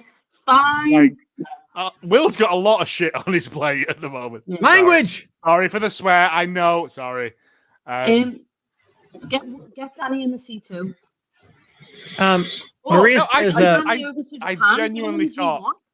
I thought this match was great. It did all the stuff that I needed to do. It was the hour-long one was very much a Will Ospreay match, whereas this was a very MJF match. Like, it was very bits and then rest and bits and then rest. And I don't think that's what you want to see with a match with Will Ospreay. Yeah, but we're not done with it. We've got one more, haven't we, at least? Yeah. And also, the Dynamite Diamond Ring is officially lost as well. Apparently, it got stolen in London. There was a headline today, but I didn't read it. Maria says, what's the difference of what Danny Garcia gimmick and Orange Cassidy? Orange knows who he is. The crowd knows who he is, and it works. No one knows what Danny Garcia is. They know that they like him, but if you said, tell me about Danny Garcia in 20 words or less, go. You can't. He dances. What else you got? I mean, in Orange, you can sum it up in 2 sentences, and you've got the whole character. Like that. To me, that's the answer. Is that one guy knows who he is. About this, is that we knew who Danny Garcia was, and then he got with Jericho. Because Danny Garcia very clearly established himself. Yeah. When he first came into AEW, he was a killer. Yeah, that's fair. He was knocking people out left, right, and center. And then Jericho come in, sucking his life force out of him like he does. And I hate this whole like identity crisis he has, because it was very much like you're Daniel Garcia, you're this like technical specialist, and your submission looks uncomfortable. So the primary difference between the gimmicks to me is that Daniel Garcia's gimmick is I am a hook wrestler, I'm a shoot wrestler, and I do a dance. Orange Cassidy's gimmick gives breath for it to go somewhere else, which we have seen at certain times where he has to turn on intensity and not be Orange Cassidy to some extent. So like in the Jericho feud, which is not a great example, he can't put his hands in his pocket. He's not going to do that. He's pissed off enough. There's always the other thing where Orange Cassidy could turn heel at some point. Whereas Daniel Garcia, the dance got over and they stuck him with that gimmick. So this could be the best thing of his career in AEW by having this serious moment. And to what Tom was saying, you can't do the dance no more. Like, so you gotta push through that. Orange Cassidy's thing was already over from day one. Daniel Garcia was a wrestler who got saddled with a dance that people reacted to. It's not even a gimmick. It's just a thing that he did kind of. Like, I don't. The biggest thing for Daniel Garcia is like now that they're stepping you up to the main event. You're getting pushed. You're going to have a big match coming out of this, right? Like, you're going to get MJF.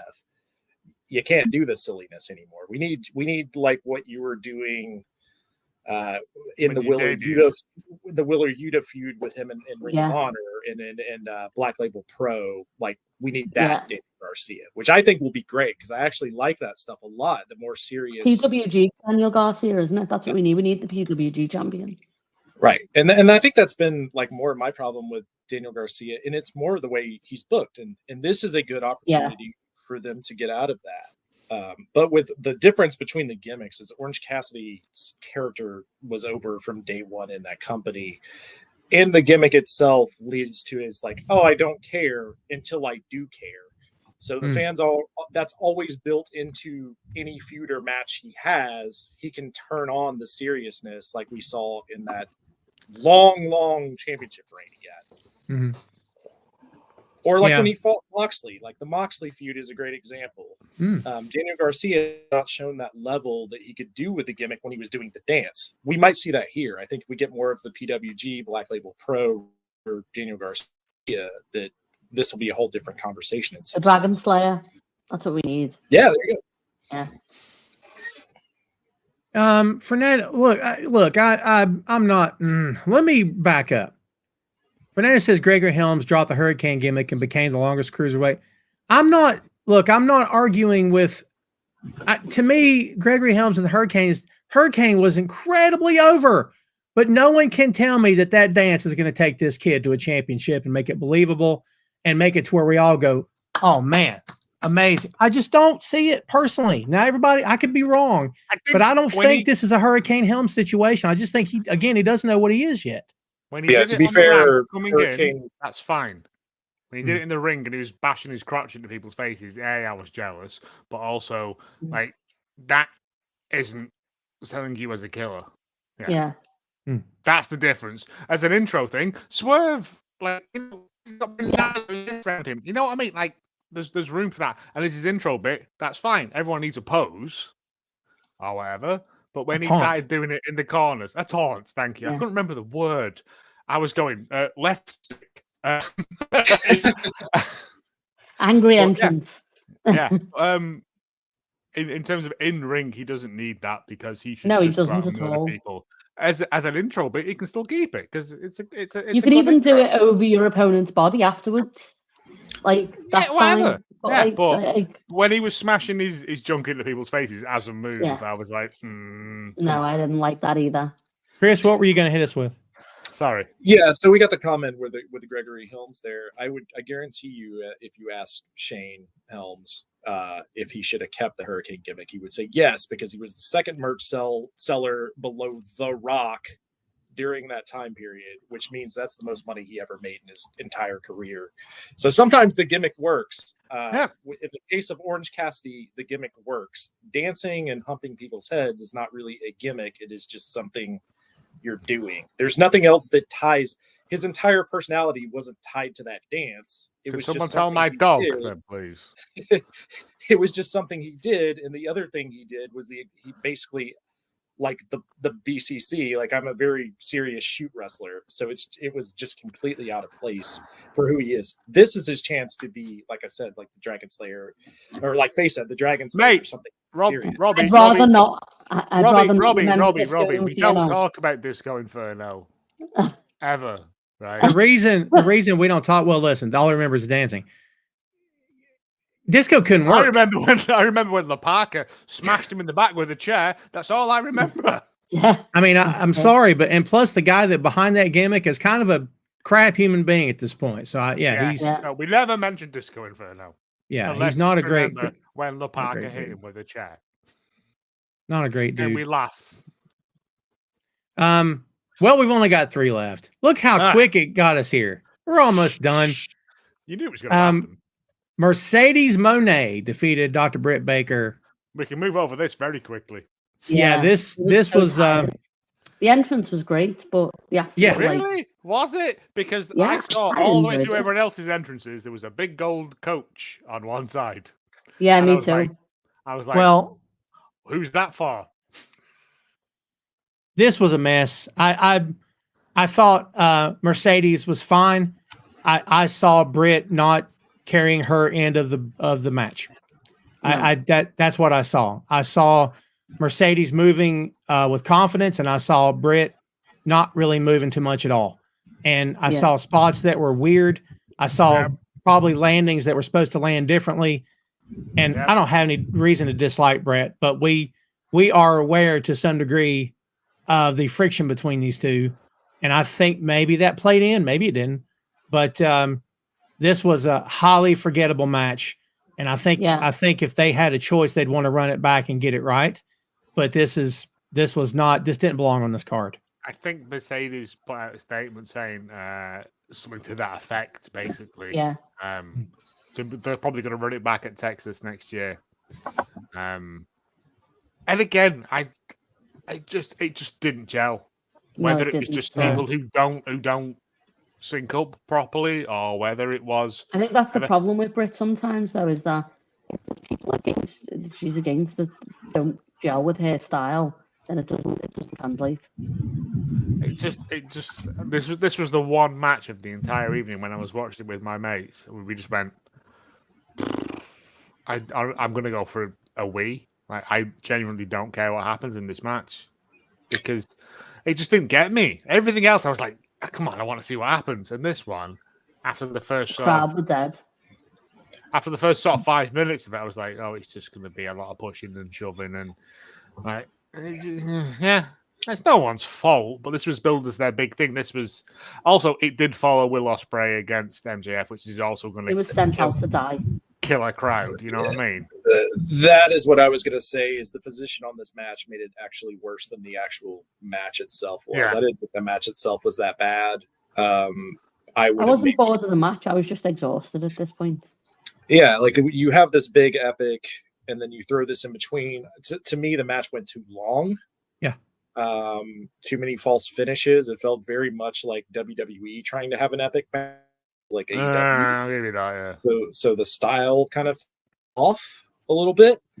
And I think if you would have put this on after the Jericho match, it wouldn't have gotten as much criticism as it did because nothing bad really happened in this match. There wasn't like 1,000 botches or anything. Oh no.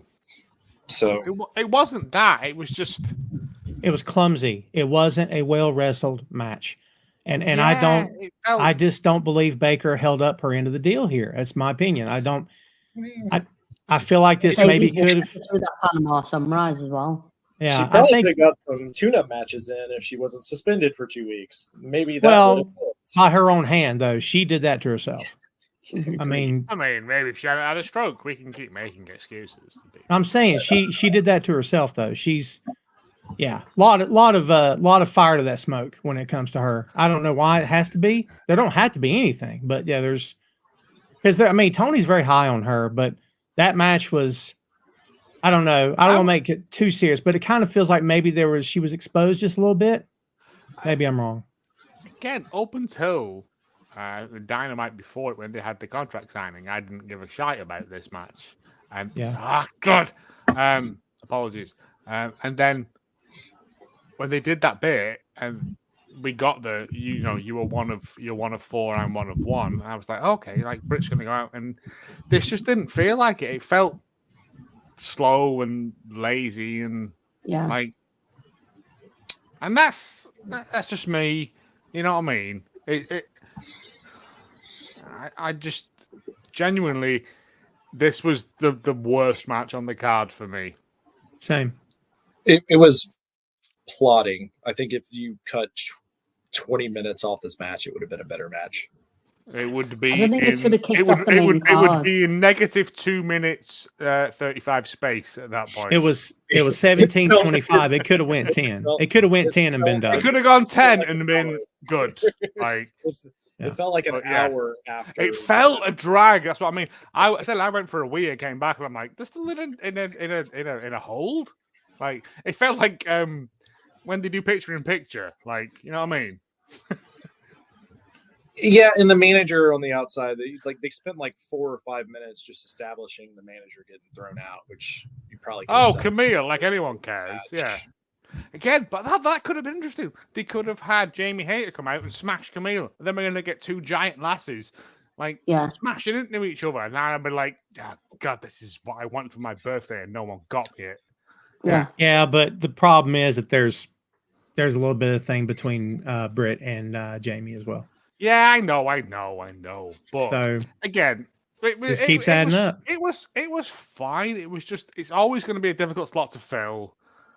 You could have even had like Jamie doing it for Britt, doing it to screw over Britt as well, though. Like, I'll give you this because now I can take it off you. That was what I wanted. Like that was what I think I said last week, was that Jamie comes out to try and help. Britt thinks she's going to help Jamie. Jamie thinks. Christ. Jamie Hayter comes out and Britt thinks she's going to help her, and then she turns on her, and then Mercedes has got Camille and Jamie, shouldered by two muscular giants. Yeah. Right? And then she's untouchable, right? And then that sets her up for all this other stuff.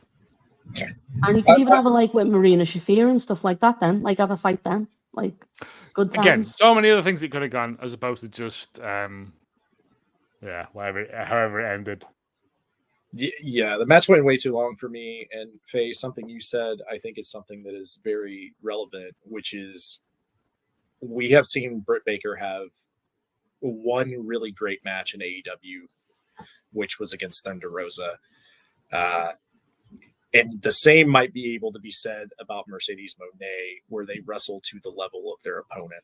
So until we see how this goes forward, I'll be curious. Like Mercedes Moné versus Jamie Hayter, I think will be great if they go that route. But Britt Baker, as far as her having great matches, like the great Britt Baker matches I can remember were only against Thunder Rosa, and sometimes you just kind of have the perfect opponent. I agree with that. Yeah.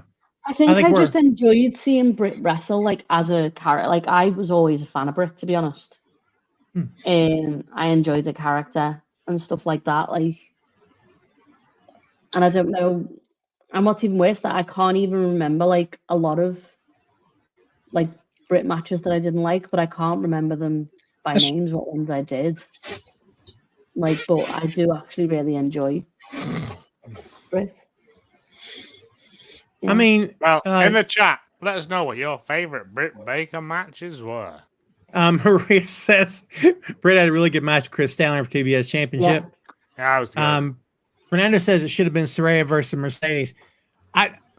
It is stop and go with Saraya, and I don't know why. It's stop and go and stop and go. And hey Saraya, let's you and nothing. Hey Saraya, and nothing. Fernando, me and you are going to have a falling out, mate. Anything with Saraya, get in the bin. Yeah. Saraya had a great match at the last year's All In. I thought that was no, she didn't.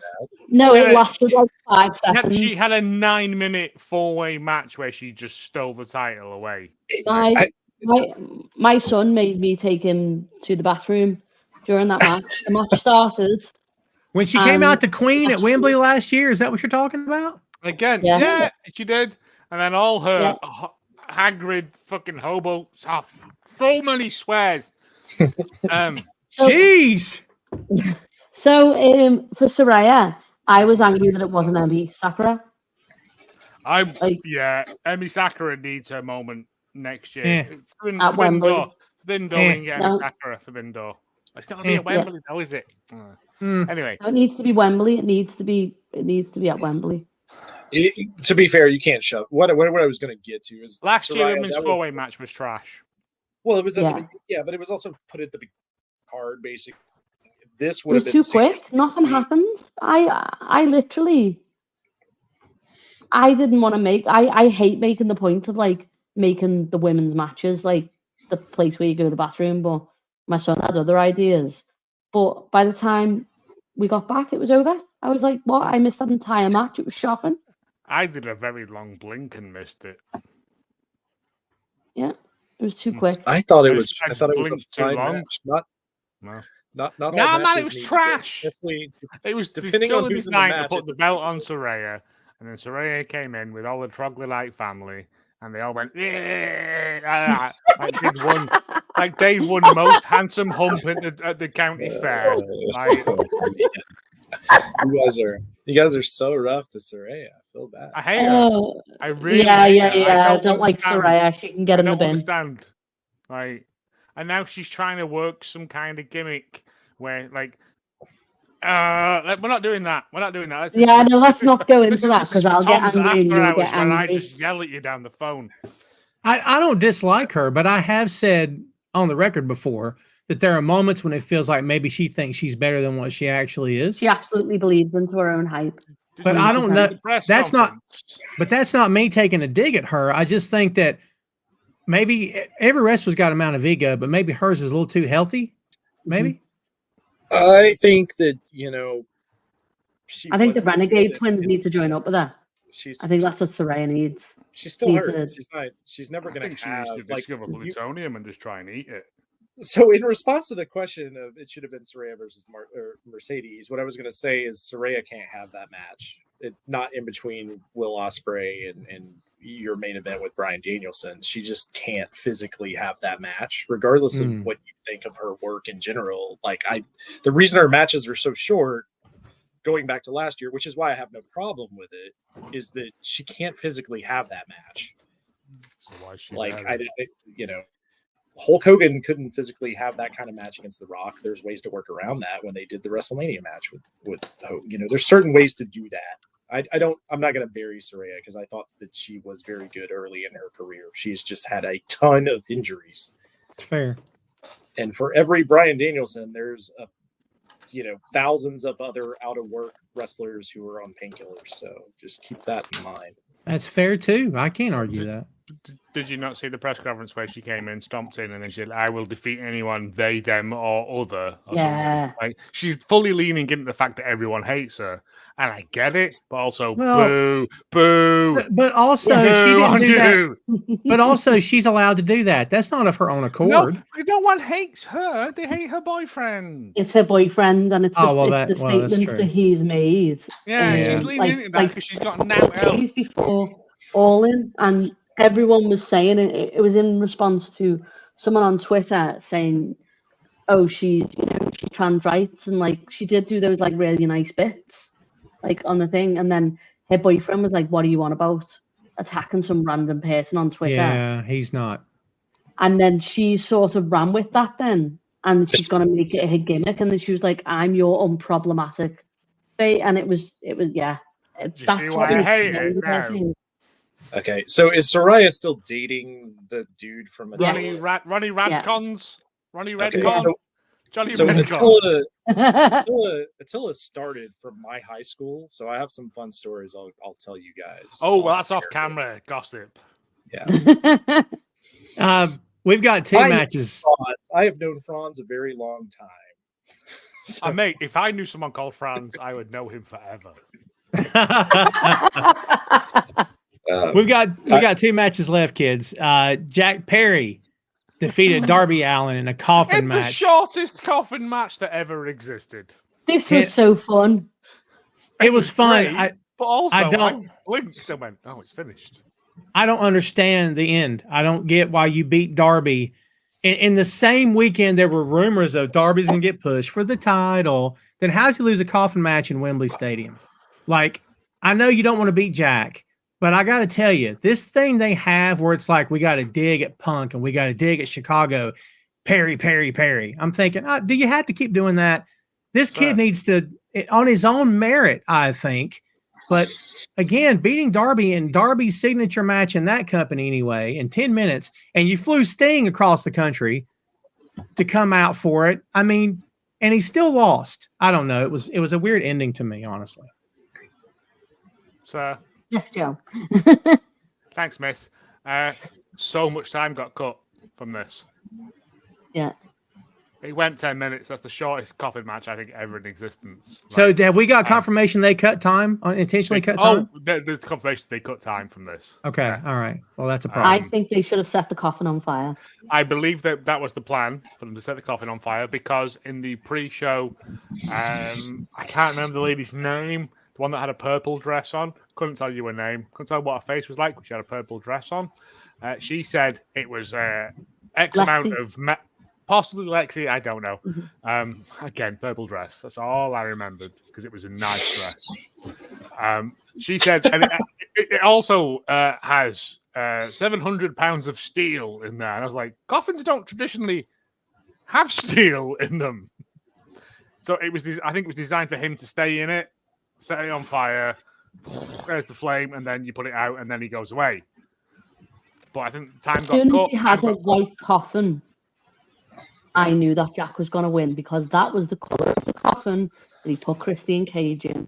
Which Jeff Jarrett didn't know that Jack Perry had been in a coffin match as well, all through the pre-show. Seriously? He kept saying it, even though they showed him the promo, and he kept going, he's never had a coffin match before. It's good. It's just fun. Because I thought it was really good because usually when Darby's in a coffin match, you're like, oh, Darby's going to win it because it's his match. But they both won their coffin matches. Yeah. So it was very cool. I enjoyed it. I didn't know who was going to win. I was made up that Jack won because I thought that Darby winning would be the safe choice. I mean, he passed that belt. I thought the coffin was getting set on fire, and him coming back is like the crow sting. We kind of talked about that last week. Good. Yes. Preview Darby's episode. ashes. Darby's ashes get brought in next week's thing. Single tier. And then You've watched Darby way appears. too much early Undertaker in WWF. That's what's going on here. Yeah. What's your point? What's wrong with that? What's wrong? That's No. when wrestling was So- good. When men were Also, if that coffin weighed 700 pounds, the coffin that Darby so easily tipped off that pedestal, mate, again, come wrestling. on. My I mate, get mate it. who's only recently got back into wrestling texted me the other day and went, how could someone move the Undertaker? He weighs 300 pounds. I was like, Oh. I was just going like there's like real weight and the shoot weight and like, you know, it's fine. Kids. Undertaker's a big old boy. He may have weighed 300 pounds. I would say he No. probably weighed 300 pounds. Not at this point. No, not at that. I'm not going to say when he was. I can't remember what it When he was. was but Mean Mark. it was when it was like WCW, skinny he may young have been. Undertaker. Yeah, so But- the way they had the casket set up, I thought it was a trapdoor casket. Especially I with genuinely thought with those gaps in the floor, the plastic bit on the floor, I thought we've got a trapdoor, And- they're going to set it on fire. they tipped it, and then I was like, okay, so they're not going to set Yeah. it on fire because it got tipped early in the match. But the biggest thing for me is Darby got beat like an absolute drum in this match. So Tom getting cut actually makes sense because he had zero offense outside of the one I chair don't spot. think at the Darby beginning. suffers from a loss, though. Really, I don't think. I don't No. think he's one of those people that like. It's like he gets back up. It's just a standard day to day for Darby. He gets Yeah, up, he that's what I'm goes down saying, to like, buy I a, don't he goes think down to the Darby- shop to buy a muffin, and some guy punches him, or he'll get like a camel will hit him or something, and it's just a standard Darby day, and that's just how he lives his life. I just imagine him. He just constantly rolls from one situation to another. So The imagine booking- him pitching ideas to Tony backstage, where he's like, "So tonight I'm thinking you just stabbed me," and Khan's like, "What, you mean like we rig a blade? No, man, like just stab me and then maybe Tony! just kill me. Tony, Just let me bleed to death." I think I might be a Highlander. Cut my head off and see what happens. Darby Allin single-handedly losing every pay-per-view match as a singles competitor has ruined my niece's love for AEW. They had But you absolutely gotta no- admire the boys' moxie. He That's- suffers beautifully. Yeah, that's it. their favorite wrestler has never won a big match. That's terrible. He has won. I was wrong last week when I looked it up. He has won some, but I He's also a like great for the person. It's fine. he was in the coffin. Sting comes out. I was like, yeah, Sting's here. We got Seek and Destroy. I was a happy man. If I was in the arena, I know John was literally I jumping freaked up and out. down happy with Seek and Yeah. Destroy. It was as a amazing. little stinger, I was very happy. I do know that my nieces, who were big fans of Darby Allin, they're done cheering for the guy. Why? Yeah, Because, I man, agree with you that. The guy will always you come can't back. be- He'll always come back Okay. bigger and harder and stronger. You That's guys have this conversation with a 13-year-old. All right, no, I'm not allowed to talk to people on the phone. You can't. You watch your favorite wrestler lose every big match he has for 5 years. You kind of stop caring about said person. Also, yeah, they're children and they don't understand that Well, wrestling isn't I There's noticed this with one. my son an actual sport. with the next match. He got so angry. Well, He didn't even sing Final Countdown. He was that mad. I there's would be one- shocked. But is he old enough to put for adoption? No, he's 14. Nah. Sorry. No. You There's can just one send of him the- down box, I'll look after him. There's one of the original 4 pillars that could believably have a world title run, and that's Orange Cassidy, and that's it. Jack Perry's not a believable world champion at this point.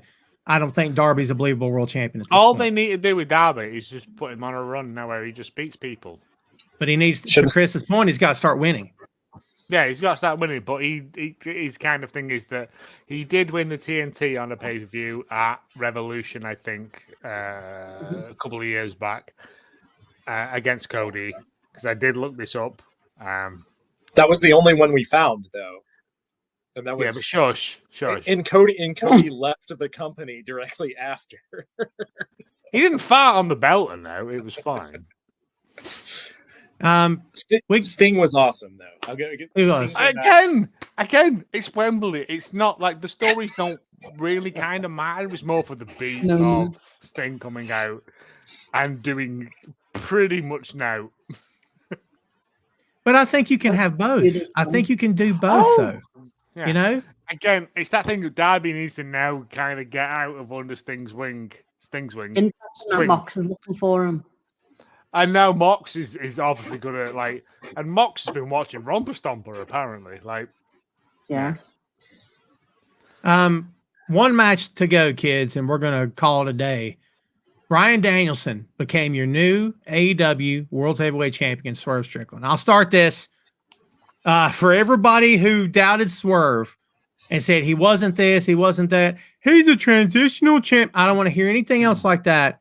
This guy was far from a transitional champion. He just signed a better deal, which proves he was far from a transitional champion. For They have more faith money in him. than Yes. anyone in WWE gets paid. They have more faith in him now, and they should.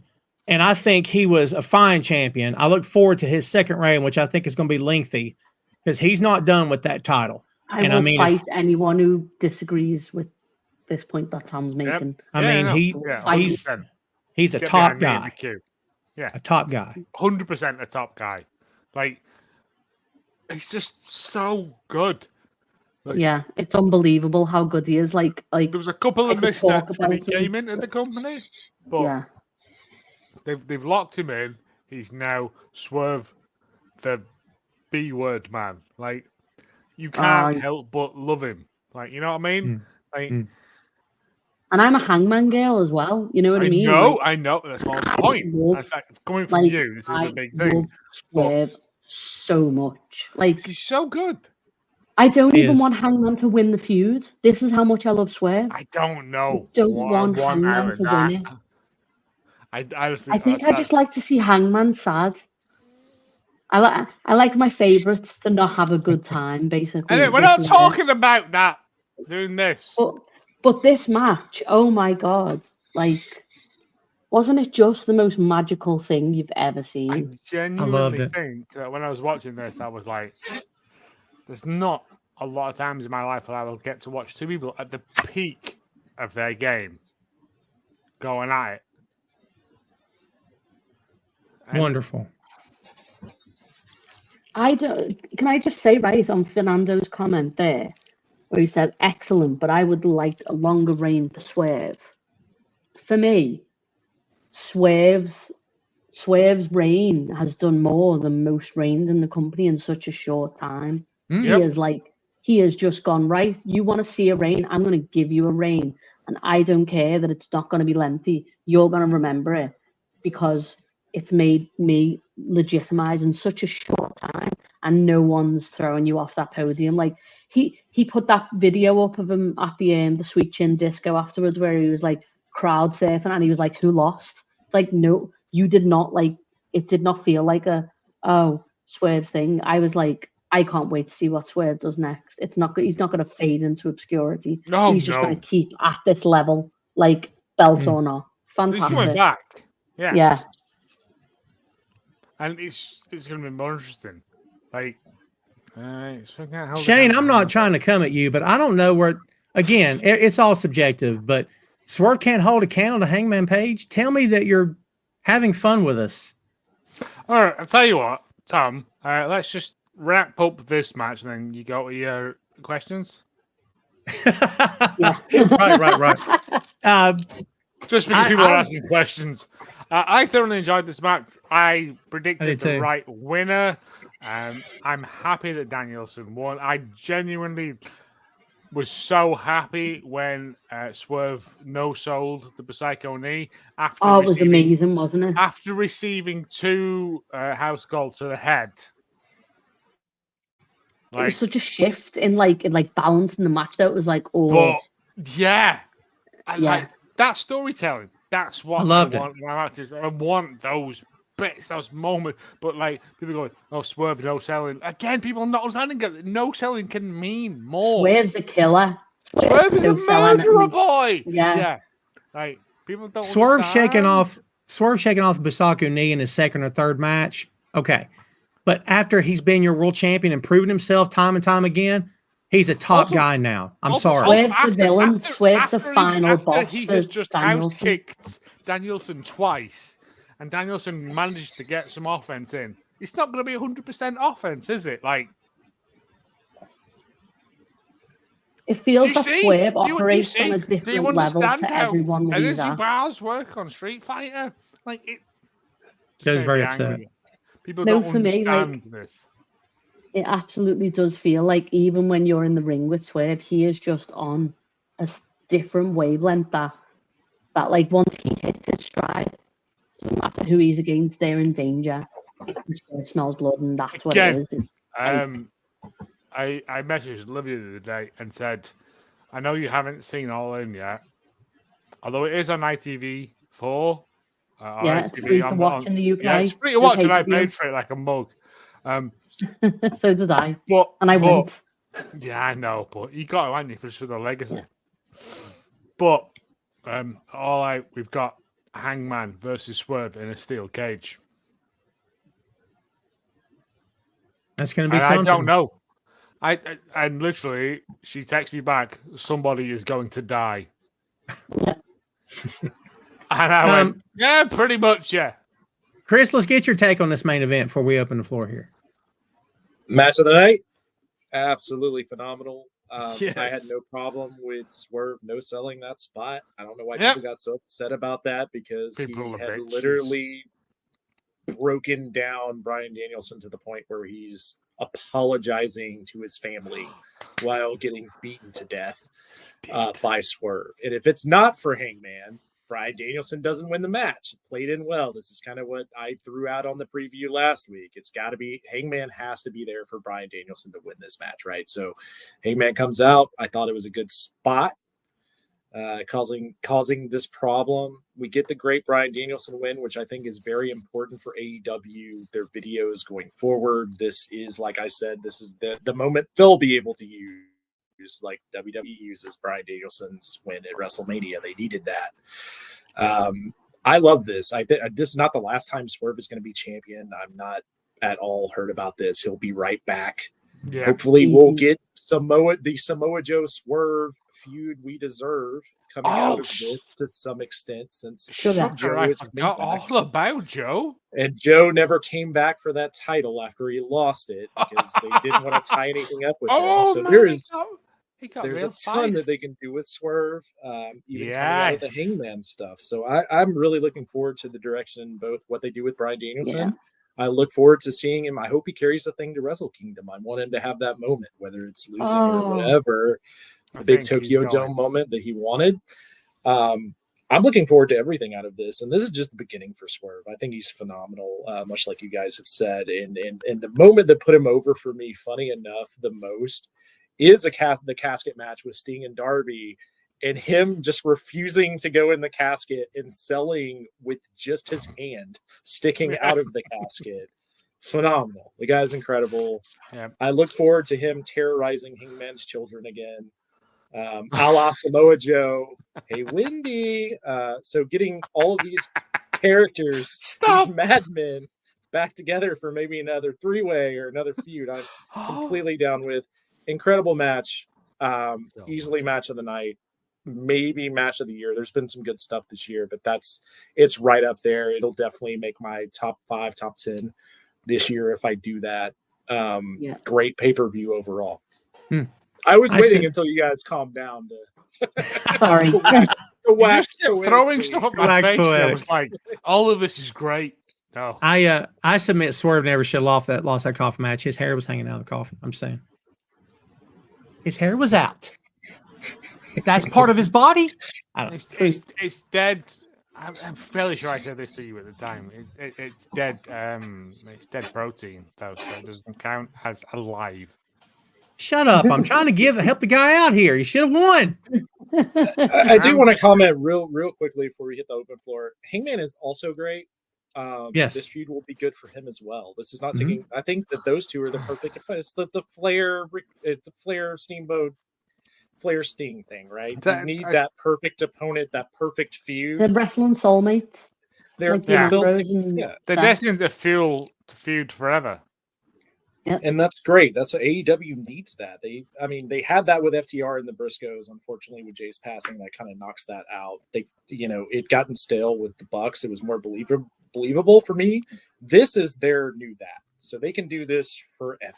As long as those people are in the company, you have Hangman versus Swerve forever. Those two will never like each other, and that's great. That's you can always fall back to that.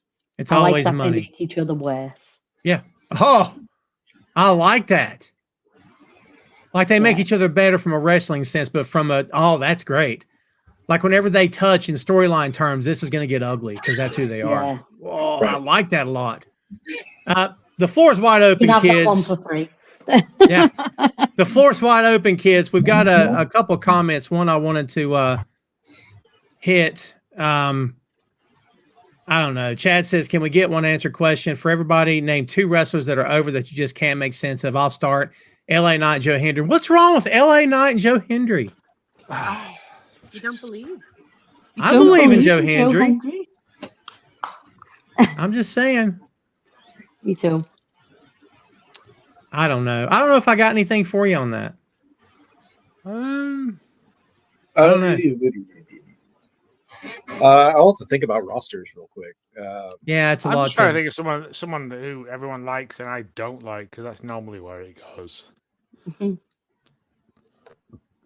I got that. I mean, I think with Joe Hendry, he's kind of an indie darling to some extent, coming out of Ring of Honor and TNA. So it's kind of a groundswell of appreciation for basically him getting fired by AEW and Ring of Honor when they bought Ring of Honor and showing up in TNA and having the run that he has had. He was on that first AEW Ring of Honor pay-per-view. So I'm not surprised by that. And LA Knight has been over even as LA Drake. He's always been considered, great on the mic. He got his gimmick over. I would say their booking, or specifically LA Knight's booking, is not great. So if you don't like him because of that, I could understand that. But as far as just coming up with 2 people that I think are just completely overrated, it would be more of older wrestlers I've seen the entire career of. Eli Drake, you're right, Jeff. Sorry. I don't know if I've got anybody here. I'm going to say Matt Cardona, just because of what he's doing to GCW at the moment. Yeah, I don't know. I don't know if I have anybody. And even if I have, if I'm not on board, I can always be proven wrong. I've been wrong plenty of times in the past. I've not liked someone. It's so subjective that it's a strange, it's a thing. Oh, right. Kind of like. Let's see. Oh, Ray Christ, Dean. That's a wall of text, son. Come on, Ray. This is a 2.5 hour show, brother. Cypress Hill or Pete Rock and CL Smooth. I'll go Pete Rock and CL Smooth. Part 2, Naughty by Nature or Rex in Effect. I'll actually get Rex in Effect on it. I think it had more longevity than Naughty by Nature. Maybe that's just me.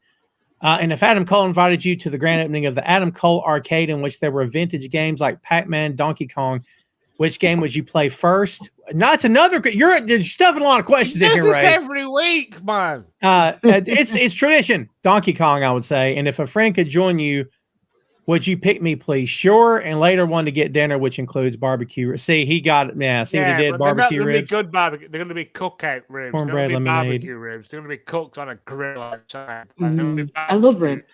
Yeah, they're not going to be slowly smoked ones. These are going to be cooked in an oven and then presented. Answer is like yes, right. Fake.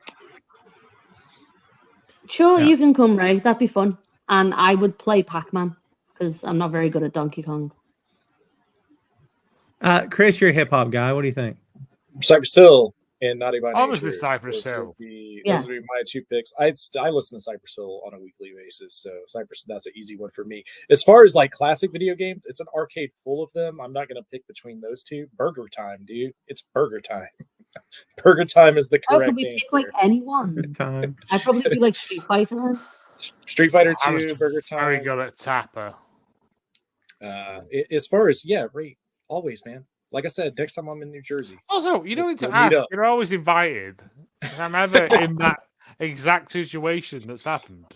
And you Wouldn't it be don't great appear. if you were in that exact situation? Like, you're like, am I forgetting something? I'm waiting for Ray to appear, and he does not appear. I'll be Just like I'm forgetting something. Man, Nah, I'm it's so disappointed that you didn't put the thought and effort into it. That's what I want to be. are automatically invited. I agree, Ray. Like, I mean, literally up the road from me, there is Europe's biggest free arcade that costs you 20 quid to get in, and everything's on free play. And it's from classic arcades down to PCs. We've got one like that in Liverpool. As is the biggest one. It's in an old cotton mill, and it's massive. There's all Like mad arcades, but Japanese like shit. It's arcade club, yeah. I want to go. We that should do it. We should do it when you're next over. We'll do it one day. Anyway, any more questions for the heroic? If someone opened up a wrestling themed restaurant and used wrestling moves, wrestling terms, and wrestlers' names as their main dishes, what would be on the menu? Example: Hacksaw Jim Duggan donuts. Oh. Well, how's that Michael Coleslaw is an excellent dish. I am here for that. I would say Michael Coleslaw is tremendous. Macho Manwich, I'm here for that. That is amazing. Okay. Oh man, I need to prepare for this. I can't. Yeah. What a great thing, Michael Coleslaw. A tray of different whiskeys called the Sharpshooters. Oh, I like that. Oh, I don't know. I've got like a ice cream sundae called the Stone Cold Surprise. It's not great. Leave it with me. I know. Can we have this next time? I'm not a good on the spot guy, but I will think about this for weeks to come, and I'll have a notebook full of them.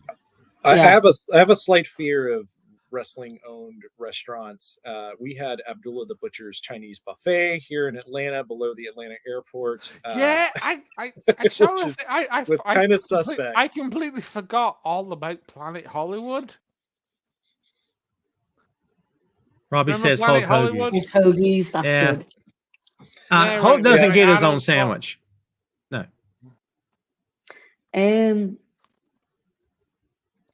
Do you guys have like the butcher's burger, like the butchers and the blades, like butcher's cut or something. Maria says, "Do you think the New Day is going to?" It sure seems like they're planting the seeds for a breakup. I hope so. Xavier Woods. He's wearing a black top. Xavier Woods as a heel will be great. As a chicken crap heel, Xavier Woods will be phenomenal. Trust me. Interesting. Well, kids, we went about 2 hours and 15 minutes. We're going to let our friends across the pond get some sleep here, or stay up. It's entirely up to them. Before we get off the screen here, thank you guys, of course, as always, for joining us here on the show. I appreciate you. Let's start with you, Joe. Where can everyone find you on the internets? Oh, you find me down the docks on any given weekend, or you can find me as the host of Damn It Vacant. Not the host of Damn It Vacant. Oh, just move on to someone else. And also the Hallmark of Greatness podcast. And Two Nations Under Ted. And thanks, Joe. Two Nations Under Ted, season 1 premiere tomorrow at 10 a.m. Eastern. Thank you, Faye. Faye gets to go next. Go ahead, Faye. You can find me on the Untitled Wrestling podcast. If you like, watching me being very sad over TNA bits, that's the place. But yeah, that's where you can find me. Where else? Chris, what about you? The Patton Report. It's coming soon to a podcasting place near you on Facebook and Instagram's Christopher.R.Patton on Instagram and Facebook, and on Twitter it's Chris.R.Patton.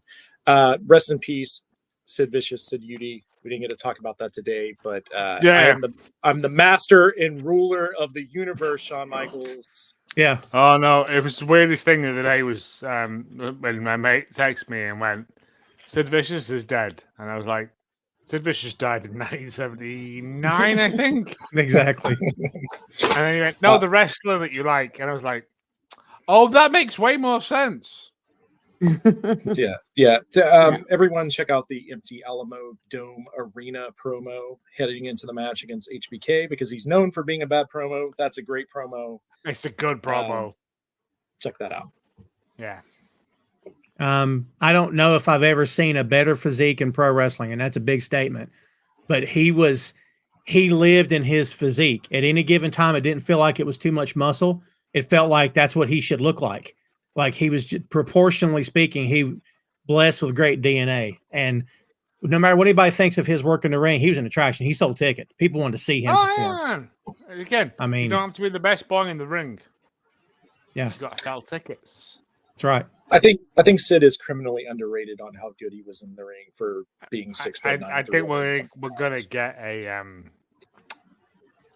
resurgence of how good Sid was actually now. Yeah. Shane says you don't remember Sid Vicious, Lord Humongous. I do. That's how I first saw him. Lord Humongous in Tennessee. As what? That's how I met my wife. Lord Humongous. I had to present it with a jewel. Well, you're breaking up a bit there. You're breaking up, and it's late, and you need a nap. So that's fine. No, it's not that. I'm trying to do a bit, and no one's into it. It's fine. It's because you're breaking up. It's because you're breaking up. It's that would be a really funny Netflix special. Joe tells a joke, and every time it gets to the punchline, it just stops. Yeah. The sad part is there's never a punchline. Oh my! All right, thanks again. He gets no respect. He's Rodney Dangerfield. I'll tell you. You're kidding me? Yeah. Thanks again, guys, for coming on. I appreciate you very much. Everybody, please tell the guys thank you, and we'll see you guys around very soon. And there you go, kids. The unholy trinity joining me here today, and we're going to mute Joe's mic before something terrible happens. So you've been muted, pal. Let me tell you. All right, well, that's it for us. We're going to get out of here. My phone is blown up by people wondering why I'm still on the air. That's real life. But you know what? We're done. It's my show. I'm done when I want to be done. You hear me? Anyway, that's what I'm sticking with anyway. All right, kids. I appreciate you very much. Thanks again for tuning in. Do me a favor. Visit boinkstudios.com, BOINK, boinkstudios.com. You will get links to all the podcasts, and to the folks that you just saw here on this show, you'll get links to their socials and to their podcasts as well. That way, it's a one-stop shop, man. boinkstudios.com, BOINK, boinkstudios.com. If you are a Ted Lasso fan, tomorrow at 10 a.m. Eastern, we premiere episode 1 from season 3 of Two Nations Under Ted, a Ted Lasso podcast. And guess what, kids? They're coming back for season 4. We're never going to be done with the show. I'll be 80 by the time we're done. It's okay. I'm having too much fun. 10 a.m. Eastern in the morning on the YouTube. Go to boinkstudios.com, and on YouTube, of course, we're at Boink Studios. It is locked and loaded, ready to premiere 10 a.m. Eastern tomorrow, boinkstudios.com and YouTube. Thanks again for watching us, kids. We appreciate it very much. We'll see you around. Everybody have a happy, safe, and healthy holiday weekend if you're in the States and celebrating. If you are not, have a great weekend. Enjoy you some wrestling. Go back and watch All In again. And again, kids, we appreciate you hanging out. And we're going to get out of here as soon as I find the button. Would you think I'd be ready? However, I was not. And I am now. That's all I got, kids. See you next time. Have a great one, folks. See you next week.